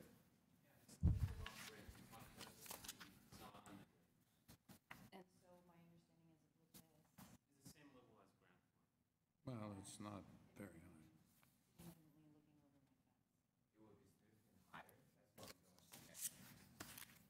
Okay, I just want to clarify. I personally have a concern with privacy from the deck and the second floor and the third floor. I just wanted to find out where your concerns were. Yes, those were my concerns initially, and from the pictures of the deck, it didn't seem that it would be a privacy concern going over the deck. And now your response is making me worried again, and that's why they put in the opaque screen. Okay. Thank you.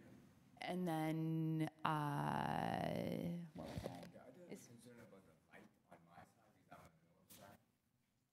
Yeah, he has different issues than me. Is he allowed to speak for that? Yeah, if he has a different issue. Thank you. So you're content with opaque screening on the second deck? She was. Yes. Okay, and you're satisfied that the first floor deck will not overlook the fence? The fence will block that? Well, we don't have an understanding. All right, would you? Wait, sorry. All right, so maybe you come forward and Give me a moment to think. Let us- Thank you. Thanks for your patience. let us have your concern. Thanks, Your Honor. Absolutely, that's. Yeah, what your I'm name, circulating. sir? My name is Leong O Young at 36 Whitcrest Avenue. Okay, so are you concerned It's on the about other both side. decks? I'm more concerned about the ground floor deck if it's higher than the what. So if we say opaque screening on both decks, you'd be happy? Second floor? First, I don't think the opaque screening helps the situation. It actually just block more light to my side of the house because I'm on the north side. so what do you want? Oh, well, I think if it's within the bylaw, I feel that there's nothing I can do about it if they're allowed to put the decks or the balcony up.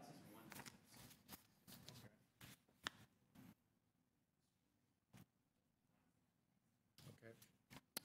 The other thing is because I'm not on the north side, I have based on the pictures I have that I submitted on August the 9th, that I have a bay window, I have a kitchen window, I also have a second-story window that since the extension is going to be put on to 34, that a light would be blocked. But by looking at the drawing that has been approved, then I said, well, what can I do? If they are allowed to put the second and first floor extension, then I guess I have to live with it. That's basically. I prefer to have more light, but if it's within the bylaw for them to have the extension, so that's. So maybe no opaque screen on that first deck that is concerned about sunlight. Well, are you finished? Yes. Okay. Thank you. I'm wondering if we might borrow that condition, which we had from another, for both. Because it didn't say screening, it said or vegetative screening. I think that's a good solution. Yeah, that looks Because it could be landscaping and it wouldn't necessarily restrict his light. Above the rear, we say located above the rear deck instead of rear garage? Yeah, the rear deck and the second floor. Ground floor The deck, north- rear north, ground south. floor deck. And it's just on, it's on the north and south side. Yeah, I agree. Okay. If you want to put forward a motion with that condition, that's up to you. Okay, Okay. all right. The applicant's coming back. So would, I think we're ready to make. we're ready. Do you have anything to? respond to that, Mr. Yeah. Chair? Do you have a response, or are you satisfied? Well, I know you have been very tired, and I don't, don't want to take time, but if you see fit needed that I respond to it, I will do. But my understanding is that the deck is not a variance. The height of the back of the deck is exact same ground floor. So if for any reason it looks higher in your drawing, it is a drafting mistake. So wherever the ground floor is, which we're not even raising the ground floor, that ground floor has been there for 50 years. The deck at the rear will be one step even lower because the snow and everything doesn't have to get into the house. Your own elevations. So, yeah. Your own elevations. With your permission, Mr. Chair. Your own elevations. It is the same height. It should Shows be the our deck drafting here, mistake. but there's the grade, so it is above grade. It is above grade, but Okay, so I think it's a private, okay. I personally think it's a privacy issue. almost all the decks in the city are above grade. Otherwise, they wouldn't call deck. Oh, that's. Are you finished? Yes, yes, Mr. Mr. Chairman, I would like to bring forward a motion of approval, subject to two conditions. Forestry condition number 1, and the provision of opaque privacy screening or permanent vegetative screening shall be provided along the north and south edges of the main floor deck and the second floor balcony to a minimum height of 1.2 meters measured from the floor of the deck or terrace, or deck or balcony surface. Seconder? I'll second the motion. I think it nicely balances neighbors' concerns as well as your plans. All right, all in favor? You have your approval, sir. Thank you. Yes.